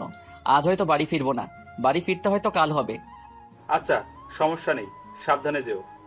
আমি সাথে করে এক স্যুট কাপড় ব্যাগে করে নিয়ে অফিসের জন্য রওনা দেই। 10টার ফ্লাইটে চট্টগ্রামের উদ্দেশ্যে রওনা দিব। আমার সাথে যাবে নুসরাত। আমি অফিসে এসে ফাইলগুলো একবার দেখে নেই, তারপর যাত্রা করে চট্টগ্রামের উদ্দেশ্যে। 2টাই মিটিং। আমরা বিমানে করে যাওয়ায় 10:30টার মধ্যেই পৌঁছে যাই। হোটেল আগে থেকে বুক করা আছে, তাই সোজা এসে হোটেলে উঠি। এই হোটেলেই মিটিং হবে। পরে কিছুটা সময় বিশ্রাম নিয়ে 2টা বাজে মিটিং করব। ওদের সাথে ডিল কনফার্ম। পরে 4টায় মিটিং শেষ হলো। এরপর কি করব? হোটেলে বসে বসে বোরিং লাগছে, তাই বললাম, এই নুসরাত চলো সমুদ্র সৈকত থেকে ঘুরে আসি। স্যার চলেন, আমারও অনেক দিনের ইচ্ছা সমুদ্র সৈকত দেখব। পরে দুজনে মিলে সমুদ্র সৈকত দেখতে বের হই। নুসরাত তো সমুদ্র দেখতে পেয়ে পানিতে নেমে পড়ে, সে তো মহা খুশি। অন্যদিকে আমি চুপচাপ একটা পাথরের উপরে বসে আছি আর সমুদ্রের সৌন্দর্য উপভোগ করছি। এমন সময় পাশে অনেক চেঁচামেচির আওয়াজ কানে এলো। আমি লক্ষ্য করি অনেকগুলো মানুষ জড়ো হয়ে হই হুল্লোড় করছে। আমি দৌড়ে যাই কি হয়েছে সেটা দেখার জন্য। একজন থেকে জিজ্ঞাসা করলাম যে ভাই কি হয়েছে? সে বলে, ভাই, মায়াটার পুরা মাথা ঘুরি পড়ে গেছে। চিরাগাঙের ভাষায় বলল, মানে মেয়ে একটা মাথা ঘুরে পড়ে গেছে। আমি মানুষজন ঠেলে সামনে এগিয়ে যাই মেয়েটাকে দেখার জন্য। আমি যা দেখলাম তাতে তো কলিজা মোচড় দিয়ে উঠল। আমার চোখ বড় বড় হয়ে যায় বেহুশ হওয়া মেয়েটাকে দেখে। দেখতে পাই হেনা বেহুশ হয়ে মাটিতে পড়ে আছে। আমার তো মাথায় কাজ করছে না, হেনা জীবিত হলো কি করে? সে তো মারা গিয়েছে। ওর লাশকে আমি ঝাপটে ধরে কান্না করেছি। ইম্পসিবল, মরা মানুষ জীবিত হয় কি করে? না আমার কি কোথাও ভুল হচ্ছে? আমি নিজেকে চিমটি দিয়ে দেখি, না ব্যথা অনুভব করছি। তার মানে কি হেনা জীবিত? তাও আবার আমার চোখের সামনে। সবাই দাঁড়িয়ে দাঁড়িয়ে সিনেমা দেখছে, কেউ সাহায্যের জন্য এগিয়ে আসছে না। এই ভাই, আপনারা দাঁড়িয়ে দাঁড়িয়ে কি দেখছেন? প্লিজ আমার সাথে কেউ একটু হেল্প করুন, আমি মেয়েটাকে হসপিটালে নিয়ে যাব। একজন বলে ওঠে, ভাই, আপনি কি মেয়েটাকে চিনেন? আপনার রিলেটিভ এমন কিছু হয় নাকি? বেশি কিছু বলবো না, শুধু এটাই বলবো ওর সাথে আমার আত্মার সম্পর্ক। এবার বুঝে নেন ওকে আমি চিনি কি চিনি না। আমি হেনাকে কোলে করে তুলে নিয়ে একটা সিএনজি দাঁড় করাই। এই ভাই, আশেপাশে কোনো হসপিটাল থাকলে প্লিজ ইমার্জেন্সি আমাকে নিয়ে চলুন। ড্রাইভার মেডিকেলের সামনে দাঁড় করায় গাড়ি। আমি ভাড়া চুকিয়ে দিয়ে হেনাকে কোলে করে নিয়ে হসপিটালের ভিতরে ঢুকি। নার্স একজনকে দেখতে পেয়ে বললাম, এই যে সিস্টার, প্লিজ একটু দেখুন তো ওর কি হয়েছে। নার্স ওয়ার্ড বয়কে ডেকে হেনাকে কেবিনে শিফট করায়। আমি পাশে একটা চেয়ারে বসে আছি। একটু পর নার্সটা কেবিন থেকে বেরিয়ে আসে। আপনি প্লিজ চিন্তা করবেন না, ওনার কিছু হয়নি, জাস্ট মাথা ঘুরে পড়ে বেহোশ হয়ে গিয়েছে। অনেক দিন ধরে হয়তো খাওয়া দাওয়া প্লাস ঘুম কোনোটাই উনি ঠিক মতন করেন না, তাই শরীর দুর্বল হয়ে আছে। সেই জন্য মাথা চক্কর দিয়ে পড়ে গেছেন। ডাক্তারের পরামর্শ অনুযায়ী আমরা ওনাকে ঘুমের ইঞ্জেকশন দিয়েছি 6 ঘন্টার জন্য। 6 ঘন্টা হলেই ওনার জ্ঞান ফিরে আসবে। আপনি একদম চিন্তা করবেন না, আর আপনি চাইলে কেবিনে যেতে পারেন। তারপর নার্স চলে যায়। আমি কেবিনের বাহিরে চেয়ার দখল করে বসে আছি। ভাবছি কেবিনের ভিতরে যাব, অনেকটা সময় তো বাহিরে বসে রইলাম, এবার গিয়ে মেয়েটাকে এক নজর দেখে আসি। কিন্তু এমন সময় ফোনটা বেজে ওঠে। ফোনটা হাতে নিতেই মাথা টনক নড়ে উঠল। নুসরাতের ফোন। ও শিট ম্যান, মেয়েটার কথা তো একদম ভুলেই গেছি। মেয়েটাকে যে একা ফেলে রেখে চলে এসেছি সেটা আমার মাথায় ছিল না। স্যার, কোথায় আপনি? আপনি আমায় একা ফেলে রেখে কোথায় চলে গেছেন? স্যার প্লিজ, আমার খুব ভয় করছে, প্লিজ আপনি তাড়াতাড়ি আসুন। আমি বুঝতে পেরেছি মেয়েটাকে একা ফেলে রেখে চলে এসেছি, তাই সে ভয়ে কান্না করে দিয়েছে। এই তুমি এখন কোথায়? স্যার, রুম আটকে হোটেলের ভেতরে বসে আছি, প্লিজ আপনি তাড়াতাড়ি আসুন। আমার খুব ভয় করছে স্যার, কখন কে আমার সাথে কি করে বসে। আরে পাগলি মেয়ে, তুমি এত ভয় পাচ্ছ কেন? তোমার কেউ কিচ্ছু করবে না, আমি আর অল্প সময়ের মধ্যেই চলে আসবো। না স্যার, প্লিজ আপনি এক্ষুনি আসুন। প্লিজ এমন করো না, আমি কিছু সময়ের মধ্যেই চলে আসবো, খুব দরকারি একটা কাজে আটকে পড়েছি। আচ্ছা স্যার, আমি দরজা লক করে বসে আছি, আপনি আসলেই খুলবো, তাড়াতাড়ি চলে আসবেন কিন্তু, প্লিজ স্যার। আচ্ছা। তারপর ফোন কেটে দেয়। রাত 11টা বাজে, হেনার জ্ঞান ফিরে আসার সময় হয়েছে। এতটা সময় আমি হেনার পাশেই বসেছিলাম। এমন সময় আম্মু ফোন দেয়। আমি কথা বলার জন্য কেবিন থেকে বের হয়ে হসপিটালের এক কোণায় চলে যাই। বাবা, কেমন কাটলো তোর দিন? আম্মু, ভালো খারাপ মিলিয়ে আর একটা গুড নিউজ আছে, সেটা পরে বলবো, এখন একটু তাড়াহুড়োয় আছি, পরে কথা বলবো, নিজের খেয়াল রেখো বলে ফোনটা কেটে দেই। মেয়েটার হয়তো জ্ঞান ফিরে এসেছে এত সময়, না কেবিনে যাওয়া দরকার। আমি কেবিনের দরজা খুলে ভিতরে প্রবেশ করে দেখি হেনা নাই। আমি পুরো কেবিন খোঁজ করে কিন্তু হেনাকে কোথাও দেখতে পাই না। আমার তো চোখের পানিটা অলমল করছে। একবার হেনাকে হারিয়েছি নিজের দোষে, এবারও কি ওকে হারিয়ে ফেললাম? আমি হঠাৎ লক্ষ্য করি হেনা বেডে যেখানে শুয়েছিল সেখানে একটা সাদা কাগজ। আমি কাগজটা হাতে নিয়ে ভাঁজ খুলে দেখি কিছু লেখা আছে। লেখাটা পড়তে আরম্ভ করি। কলিজা প্লিজ আমায় মাফ করে দাও, আমি তোমার বিশ্বাস রাখতে পারিনি, আর আমি চলে যাচ্ছি। আমার জ্ঞান অনেক আগে ফিরে এসেছে, শুধু সময়ের অপেক্ষায় ছিলাম যে তুমি কখন কেবিন থেকে বের হবে, আর আমি সেই সুযোগে চলে যাব। প্লিজ আমার খোঁজ করো না, আমি ধোকাবাজ একটা মেয়ে। তোমার জীবনে আমার থেকেও 1000 গুণ ভালো মেয়ে আসবে। ভালো থেকো। আর কিছু লেখা নাই।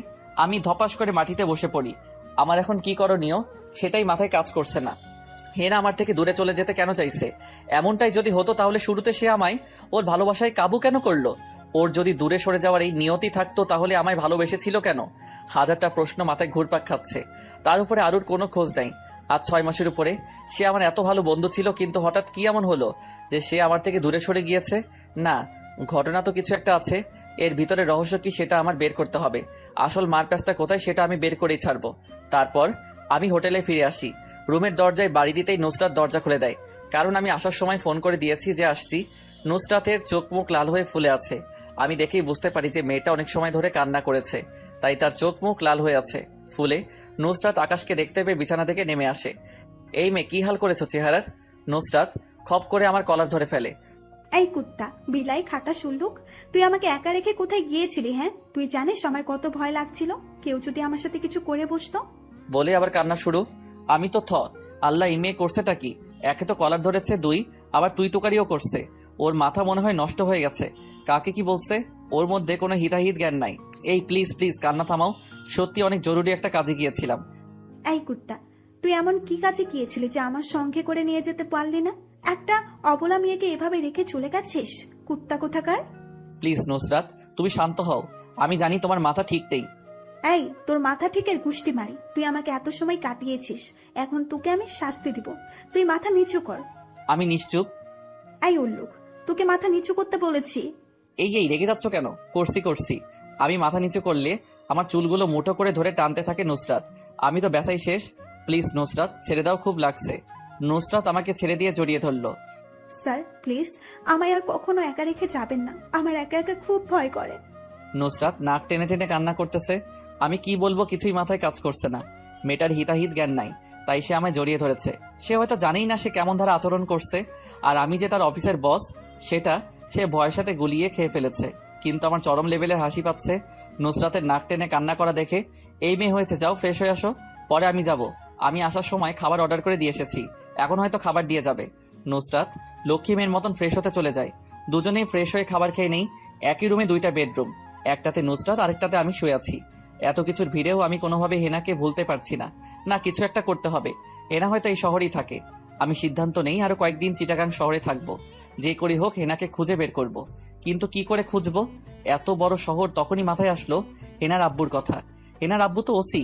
তিনি একটা না একটা থানায় তো অবশ্যই পেশাগত আছে। আর হেনাকে যেহেতু এই শহরে দেখেছি, তার মানে ওর বাবাও এই শহরের যে কোনো একটা থানার ওসি। আমি রানাকে ফোন করি। এই রানা, চিটাগাং শহরে যতগুলো থানা আছে সবগুলো থানার অফিসার পদে যারা যারা আছে তাদের ছবি সহ ডিটেলস চাই। ওকে ভাই, কাল সকালের মধ্যে পেয়ে যাবেন। আর কাল সকালে আমাদের যত পরিচিত মানুষ আছে চট্টগ্রামে সবাইকে একটা জায়গায় মিট আপ করতে বলবি আমার সাথে। জায়গার ঠিকানা টেক্সট করে দিচ্ছি। আচ্ছা ভাই। তারপর আমি ফোন কেটে দেই। সকালবেলা ঘুম থেকে ওঠার আগে হোটেলের একটা বয় এসে খাবার দিয়ে যায়, সাথে একটা ফাইলও দিয়ে যায়। আমি ফ্রেশ হয়ে এসে ফাইলটা ঘাঁটতে আরম্ভ করি। ফাইলটা রানা পাঠিয়েছে লোক দিয়ে। আমি একটা একটা করে কাগজ আর ছবি ঘেটে ঘেটে দেখছি। কাগজের মধ্যে অফিসারদের সমস্ত তথ্য আছে। হুট করে হেনার আব্বুর কাগজটা সামনে চলে আসে। কাগজের উপরে হেনার আব্বুর ছবি। আমি একবার দেখে চিনতে পেরে যাই যে এটা হেনার আব্বু। সকালবেলা নুসরাতকে বলি, তুমি থাকো, আমি একটা কাজে যাচ্ছি, আর তোমার সাথে 2টা মেয়ে সবসময় থাকবে, ভয় পাওয়ার কিছুই নেই। নুসরাতকে ডেকে সে বের হয়ে যায়। আমি অক্সিজেন চলে যাই। সেখানে রানার সমস্ত ছেলে পেলে অপেক্ষা করছে আমার সাথে মিট আপ করতে। আমি ওদের সাথে মিট আপ করি। তারপর সব কয়টাকে নিয়ে কাগজের ঠিকানা মতো চলে যাই। আমি সবাইকে বাইরে থাকতে বলি। একাই থানার ভিতরে ঢুকি। ভিতরে ঢুকেই দেখি হেনার আব্বু চেয়ারের উপরে বসে আছে।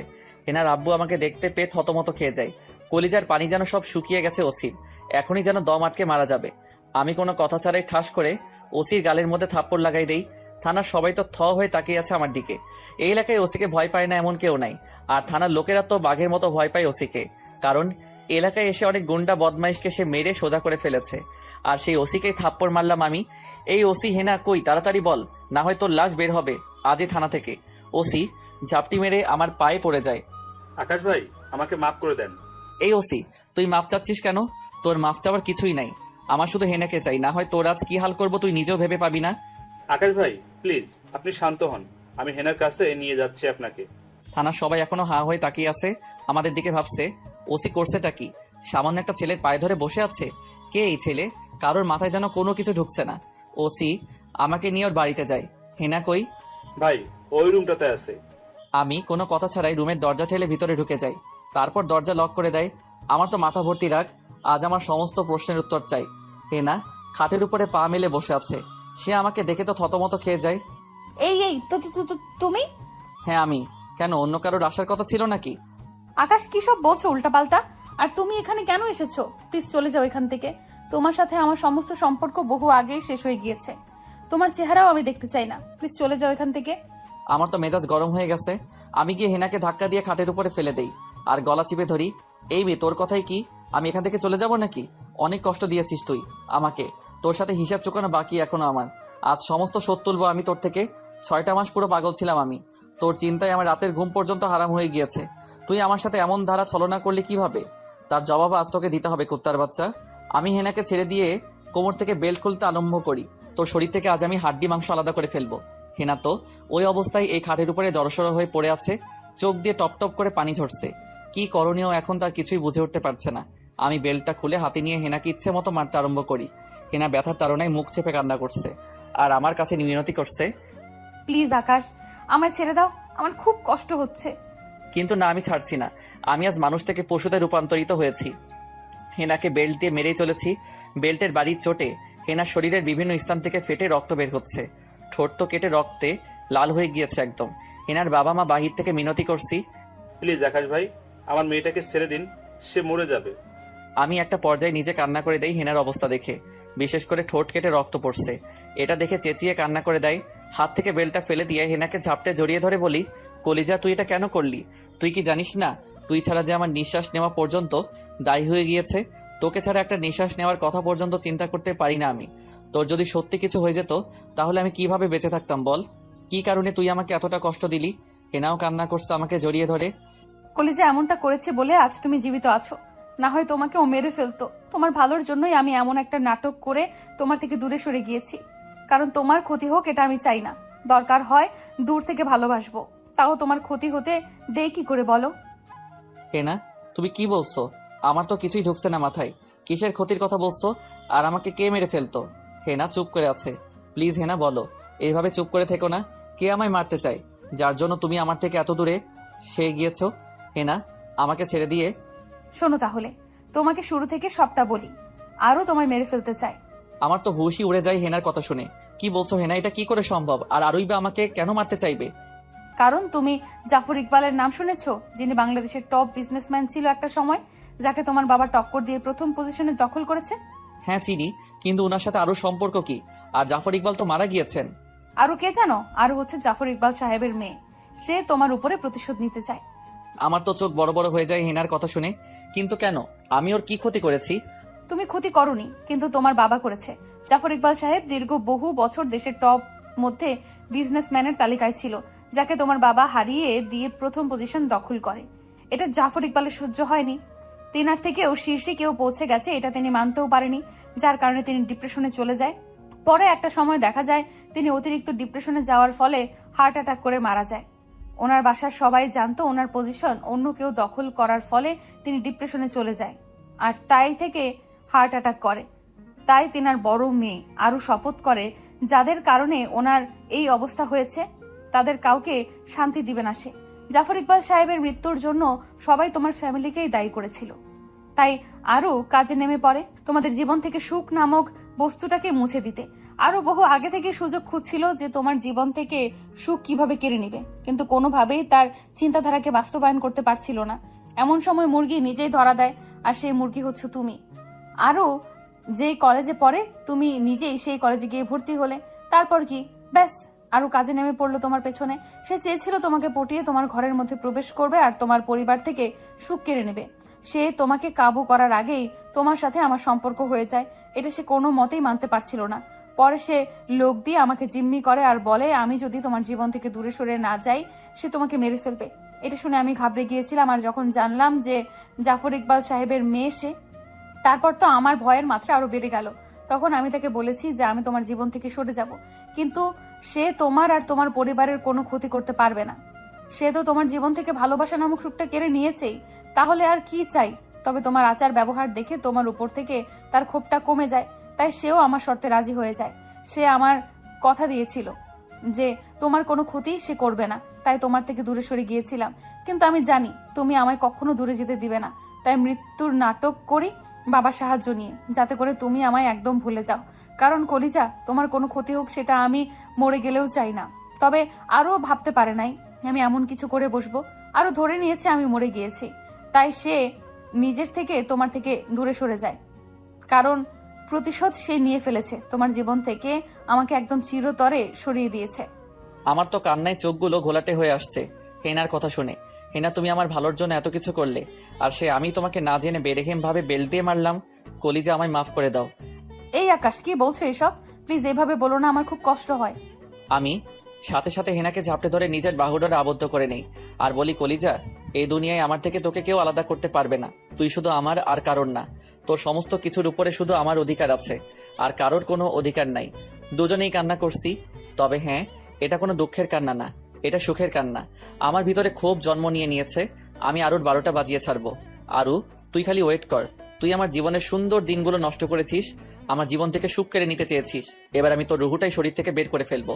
আমি হেনাকে ছেড়ে দিয়ে ওকে কোলে তুলে নেই। চলো আমার সাথে। আজকের পর তোমাকে 1 মিনিটের জন্যও চোখ থেকে আড়াল করবো না। আমি হেনাকে কোলে করে নিয়ে রুম থেকে বের হই। হেনাও আমাকে জড়িয়ে ধরে আমার কোলের মধ্যে ছোট বাচ্চার মতো জড়সড় হয়ে আছে। আমি রুম থেকে বের হতেই হেনার বাবা আমার পায়ে পড়ে যায়। ভাই, আপনি আমার মেয়েটাকে নিয়ে কোথায় যাচ্ছেন? ভাই, আপনার পায়ে পড়ি, আমার মেয়েটার কিছু করবেন না। ওর কিছু হলে আমরা মরে যাব। এই ওসি, একদম চুপ। আমার বউকে আমি নিয়ে যাচ্ছি। হেনাকে আমি আর 1 সেকেন্ডের জন্যও নিজের থেকে আড়াল করব না। ওকে আমি বিয়ে করে সারা জীবন আমার বাসার বউ করে রেখে দিব। অনেক সাধনার পর ওকে আমি ফিরে পেয়েছি। হেনার আব্বু আমার পা ছেড়ে দেয়, কারণ তিনি কিছু একটা লক্ষ্য করেছে। আমি কথা বলার সময় আমার চোখের মধ্যে পানি টলমল করছিল। তিনি বুঝে গেছেন যে আমার মতো ভালো আর কেউ বাঁচতে পারবে না হেনাকে, আর আমি নিজের জীবন দিয়ে হলেও হেনাকে রক্ষা করব। আমি হেনাকে কোলে করে নিয়েই ঘর থেকে বের হয়ে পড়ি। পরে সিএনজি একটা ঠিক করে সোজা হোটেলে চলে যাই, আর যাদের সাথে মিট আপ করেছিল তাদেরকে থানার সামনে থেকে বিদায় করে দেই। কারণ হেনার বাসায় সবাইকে নিয়ে আসা সম্ভব না। হোটেলে পৌঁছেও হেনাকে আমি কোল থেকে নামাই না। হোটেলে সবাই তো মুচকি মুচকি হাসছে আমার অবস্থা দেখে, কিন্তু আমার এতে কিচ্ছু আসে যায় না। আমি আমার বউকে কোলে উঠিয়েছি। হেনাকে কোলে করে নিয়ে নিজের রুমে যাই। নুসরাত তো আমাকে দেখে অবাক, কারণ তার কোলের মধ্যে মেয়েটাকে। স্যার, মেয়েটাকে? তোমাদের ভাবি। নুসরাত ভ্যাবাচাকা খেয়ে যায় আমার কথা শুনে। স্যার, ভাবি মানে? ভাবি মানে ভাবি, আজকালের মধ্যে আমরা বিয়ে করব। নুসরাতের তো মাথায় ঢুকতেছে না, সে ভাবছে আমি আবার হুট করে কাকে ধরে নিয়ে এসে ভাবি বলছি। নুসরাত সব গুছিয়ে নাও, আজকে আমরা ফিরে যাচ্ছি। তারপর আমি 3টা টিকিট কনফার্ম করে সেদিনই আমি হেনাকে নিয়ে শহরে ফিরে আসি। বাসার সবাই তো অবাক হেনাকে দেখে, যদিও অবশ্য তারা আগে কখনো হেনাকে দেখেনি, কিন্তু আমি তাদেরকে ছবি দেখিয়েছিলাম। আকাশ, হেনা না মরে গিয়েছে, তাহলে সে ফিরে আসলো কি করে? আম্মু, তার পিছনে অনেক লম্বা ইতিহাস। এমন সময় আব্বু আসে। কিসের ইতিহাস? আমি তারপর সমস্ত কিছু খুলে বললাম। আব্বু তো শুনে পায়ের রক্ত মাথায় উঠে যায়। কি, জাফর ইকবালের মেয়ের এমন কাজ করেছে? ওয়েট, দাঁড়া, আমি খবর লাগাচ্ছি, ওদের 12টা বাজিয়ে ছেড়ে দিব। না বাবা, প্লিজ তুমি এমন কিছুই করো না। যা করার আমি করছি। সে আমাকে কষ্ট দিয়েছে, আমার প্রতিশোধ আমি নিব। আর তোমরা বিয়ের ব্যবস্থা করো। ওকে, তোর যেমনটা ভালো লাগে সেটাই কর। আমি লোক লাগিয়ে দেই জাফর ইকবাল সাহেবের বাড়ির খোঁজ নিতে। একটু পর খবরই ফোন দিয়ে জাফর ইকবাল সাহেবের বাড়ির সমস্ত ডিটেলস দেয়। আরও যেই বাসাটা দেখিয়েছিল আগে, সেটা যদি হতো তাহলে আমি মিনিটের মধ্যে আরুকে বের করে ফেলতাম। কিন্তু আরু তো সেই শহর ছেড়ে অন্য কোথাও চলে গিয়েছে। হেনা, তুমি থাকো, আমি একটু আসছি। আমি ল্যাম্বরগিনিটা নিয়ে টান দিয়ে সোজা জাফর ইকবালের সাহেবের বাড়িতে চলে যাই। সেখানে গিয়ে দেখতে পাই একটা বয়স্ক মহিলা বাড়িতে। এই যে আন্টি, আরু কোথায়? বাবা, তুমি কে? আরুর বন্ধু হয়তো। ও, তুমি কি ওকে দেখতে এসেছো? কিন্তু ও তো এখানে নেই। মানে, তাহলে সে কোথায়? কেন বাবা, তুমি জানো না তার যে আজ 1 মাস হলো ক্যান্সার? আমার মেয়েটা মৃত্যুর সঙ্গে পাঞ্জা লড়ছে। আমার তো পায়ের নিচ থেকে মাটি সরে যায়। আন্টি, কি বলছেন আপনি? হ্যাঁ বাবা, আজ 1 মাস ধরে আমার মেয়েটা মৃত্যুর সাথে পাঞ্জা লড়ছে। জানি না কার বদদোয়া লেগে এমন হয়েছে, কোন পাপের ফল সে ভোগ করছে। বাবা জানো, আমার মেয়েটা ছাড়া আমার আর কেউ নেই। ছোট মেয়েটা থেকেও না থাকার মতো। সে নিজেকে সামলাতে কষ্ট হয়ে যায়, আমাকে সামলাবে কি করে? উনি বলতে বলতে কান্না করে দেয়। আমার চোখ দিয়ে ঝরঝর করে পানি ধরছে। আরুর উপর থেকে সমস্ত রাগ মেয়েটার মধ্যে উধাও হয়ে যায়। আর আমি বুঝতে পারলাম বয়স্ক মহিলাটাই আরুর আম্মু। আন্টি, আপনি প্লিজ কান্না করবেন না। আরুর কিচ্ছু হবে না। যত ভালো চিকিৎসা লাগে আমি ওকে করাবো। ওর কিচ্ছুই হবে না। আপনার মেয়েকে আমি আপনার কোলে ফিরিয়ে দিব। আমি আরুর আম্মুর থেকে ঠিকানা নিয়ে হসপিটালে চলে যাই। সেখানে গিয়ে দেখি আরু একটা বেডের উপরে শুয়ে আছে। ওর মুখে মাস্ক লাগানো, তার কেবিনের বাহিরে লেখা ভিতরে প্রবেশ নিষেধ। তাও আমি ডাক্তার থেকে অনেক কষ্টে অনুমতি নিয়ে কেবিনের ভিতরে যাই। আরুকে দেখে আমার বুক ফেটে কান্না আসছে। আমি আরুকে ডাক দেই, এই আরু ওঠ, দেখ আমি এসে গেছি। দেখ, তোর বন্ধু আকাশ এসে গেছে। কিন্তু আরুর কোনো সারা শব্দ নাই। এই আরু, তুই কি আমার সাথে কথা বলবি না? সেই যে আমাকে ছেড়ে চলে এসেছিস, তারপর তোর আর কোনো খোঁজই পাইনি রে আমি। আরু আস্তে আস্তে চোখ মেলার চেষ্টা করছে। সে চোখ খুলে দেখে আমি তার সামনে বসে আছি। আরুর চোখ দিয়ে টপ টপ করে পানি ঝরছে। আরু আমাকে ইশারায় বলে মুখ থেকে মাস্কটা খুলে দিতে। আমি তাই করি, মুখ থেকে মাস্কটা খুলে দেই। আকাশ, তুই এসেছিস? আমি জানতাম তুই আসবি, কারণ তোকে না দেখলে যে আমি মৃত্যুর স্বাদ কখনোই ভোগ করতে পারবো না। তোকে যে অনেক কষ্ট দিয়েছি আমি, বিধাতা যে তোর কাছে মাফ না চাইয়ে আমাকে মৃত্যুর স্বাদ ভোগ করাবে না। আকাশ, প্লিজ আমায় মাফ করে দিস রে। তোর জীবন থেকে সুন্দর সময়গুলো আমি কেড়ে নিয়েছি। তোর ভালোবাসার মানুষটা যা আমার জন্য নিজেকে শেষ করে দিয়েছে। পাপ করতে করতে পাপের বোঝা ভারী করে ফেলেছি আমি। বাবার মৃত্যুর জন্য তোদেরকে দায়ী করে তোর জীবন থেকে শান্তি নামক বস্তুটা কেড়ে নিয়েছি। কিন্তু বিশ্বাস কর, এখন উপলব্ধি করতে পারছি যে কারোর মৃত্যুর জন্য কেউ দায়ী থাকে না। উপরওয়ালার যখন হুকুম থাকে তখনই তার মৃত্যু হয়। আমি জানি না তোর কাছে কিভাবে মাপ চাইলে তুই আমাকে ক্ষমা করবি, কিন্তু বিশ্বাস কর, তুই যদি মাফ না করিস তাহলে উপরে গিয়েও শান্তি পাবো না। এই পাগলি মেয়ে, এসব কি বলছিস উল্টাপাল্টা? তোর উপরে আমার কোনো রাগই নাই। আমি সমস্ত কিছু ভুলে গিয়েছি। আর হেনা মরেনি, সে ফিরে এসেছে। সে তোর কথায় আমার থেকে দূরে সরে গিয়েছে এমন একটা নাটক করে। আর এখন সমস্ত কথা বাদ, তোকে আগে সুস্থ হতে হবে। আকাশ, আমার হাতে যাওয়ার সময় নাই রে। সুস্থ হয়েও কি করব? এই মেয়ে একদম চুপ। তোর কিচ্ছু হবে না, তোর কিচ্ছু হতে পারে না। আমি তোকে বাহিরে নিয়ে গিয়ে চিকিৎসা করব। আকাশ, প্লিজ এমনটা করিস না। কোনো লাভ হবে না এতে, উল্টো আরো তোর খরচ হবে। আরও একদম চুপ থাকতে বলেছি তোকে। আর একটা কথা বলবি না তুই। আমি সাথে সাথে ওর বাবাকে ফোন করে বলি, বাবা আজকেই ইন্ডিয়ার 3টা টিকিট কাটো তো বিমানের। কেন, তুই ইন্ডিয়ার টিকিট দিয়ে কি করবি? বাবা, হাতে এত সময় নেই, বেশি কিছু বলতে পারবো না। সময় হলে সব বলবো। হেনাকে রেডি থাকতে বলো, আমি এসে ওকে নিয়েই রওনা দিব। আচ্ছা, আমি টিকিট কেটে রাখছি আর হেনাকেও বলছি। আব্বু তৎক্ষণাৎ 3টা টিকিট কেটে রাখে ইন্ডিয়ার। আমি আরুকে হসপিটাল থেকে রিলিজ করে ছাড়িয়ে নিয়ে বাসায় নিয়ে যাই। পরে বাসা থেকে হেনাকে সাথে নিয়ে ইন্ডিয়ার উদ্দেশ্যে ফ্লাইটে করে রওনা দেই। আরুকে মাদ্রাসায় নিয়ে গিয়ে চিকিৎসা করাবো আমি। সেখানে যাওয়ার পর সেখানকার ডাক্তাররা বলে যে অনেক দেরি হয়ে গেছে, তবে শেষে একটা চিকিৎসা করা যেতে পারে। যদি 4 সপ্তাহ কেমো দেওয়া যায় তাহলে রোগী সুস্থ হয়ে যাবে, আর যদি এর আগে কিছু হয়ে যায় সেটা উপরওয়ালা জানেন। না, তাহলে সেটাই করান। আরুকে কেমো দেওয়ার ব্যবস্থা করুন। হয় এভাবে পরপর 4 বার কেমো দেওয়া হলো, কিন্তু আরুর কিচ্ছুই হয়নি আল্লাহর রহমতে, বরং সে মোটামুটি সুস্থ হয়ে উঠেছে। আমি আরুকে নিয়ে দেশে ফিরলাম। আরু এখন মোটামুটি সুস্থ। আরু হেনার থেকে মাপ চেয়ে নেয়। প্লিজ হ্যানা, আমায় মাফ করে দিস। আমি যাদের ক্ষতি করেছি তারাই আমার জীবন বাঁচিয়েছে। এই আরু, পাগলামো কেন করছিস? তুই জানিস না বন্ধুদের মধ্যে সরি টরি এসব কিছুই চলে না। শোন, আমি সব ভুলে গিয়েছি। এখন থেকে তুই আমার বান্ধবী না, খালি তুই আমার বোনও। সো মাফটাফ ভুলেও চাইবি না। আচ্ছা। দেশে আসার কিছুদিন পর আব্বু আম্মু আমার আর হেনার বিয়ের ডেট ফিক্সড করে। তারপর আমাদের বিয়ে হয়ে যায়। আমার আর হেনার বিয়ের সমস্ত কিছু আরুই প্ল্যানিং করে, কিভাবে কি করবে। 3 জন একটা পরিবারের মতো হয়ে গিয়েছি। আজ আমার আর হেনার বিয়ে হয়েছে 1 বছর হতে চললো। হেনা মা হতে চলেছে। সবাই তো মহা খুশি, বিশেষ করে বাবা মা, যে তাদের বংশের প্রদীপ আসতে চলেছে। হেনার বাবা মাও এসেছে হেনাকে দেখতে। আমার কেন জানি হেনার বাবার প্রতি অন্যরকম একটা ঘৃণা কাজ করে, কারণ লোকটার আগের চরিত্রের কথা এখনো আমি ভুলতে পারিনি। তাও সমস্ত কিছু ভুলে আপন করে নিয়েছি। সেটা করতাম না অবশ্য, সেটা করেছি খালি একমাত্র হেনার মুখের দিকে চেয়ে। আরও তো মহা খুশি যে হেনার বেবি হতে চলেছে।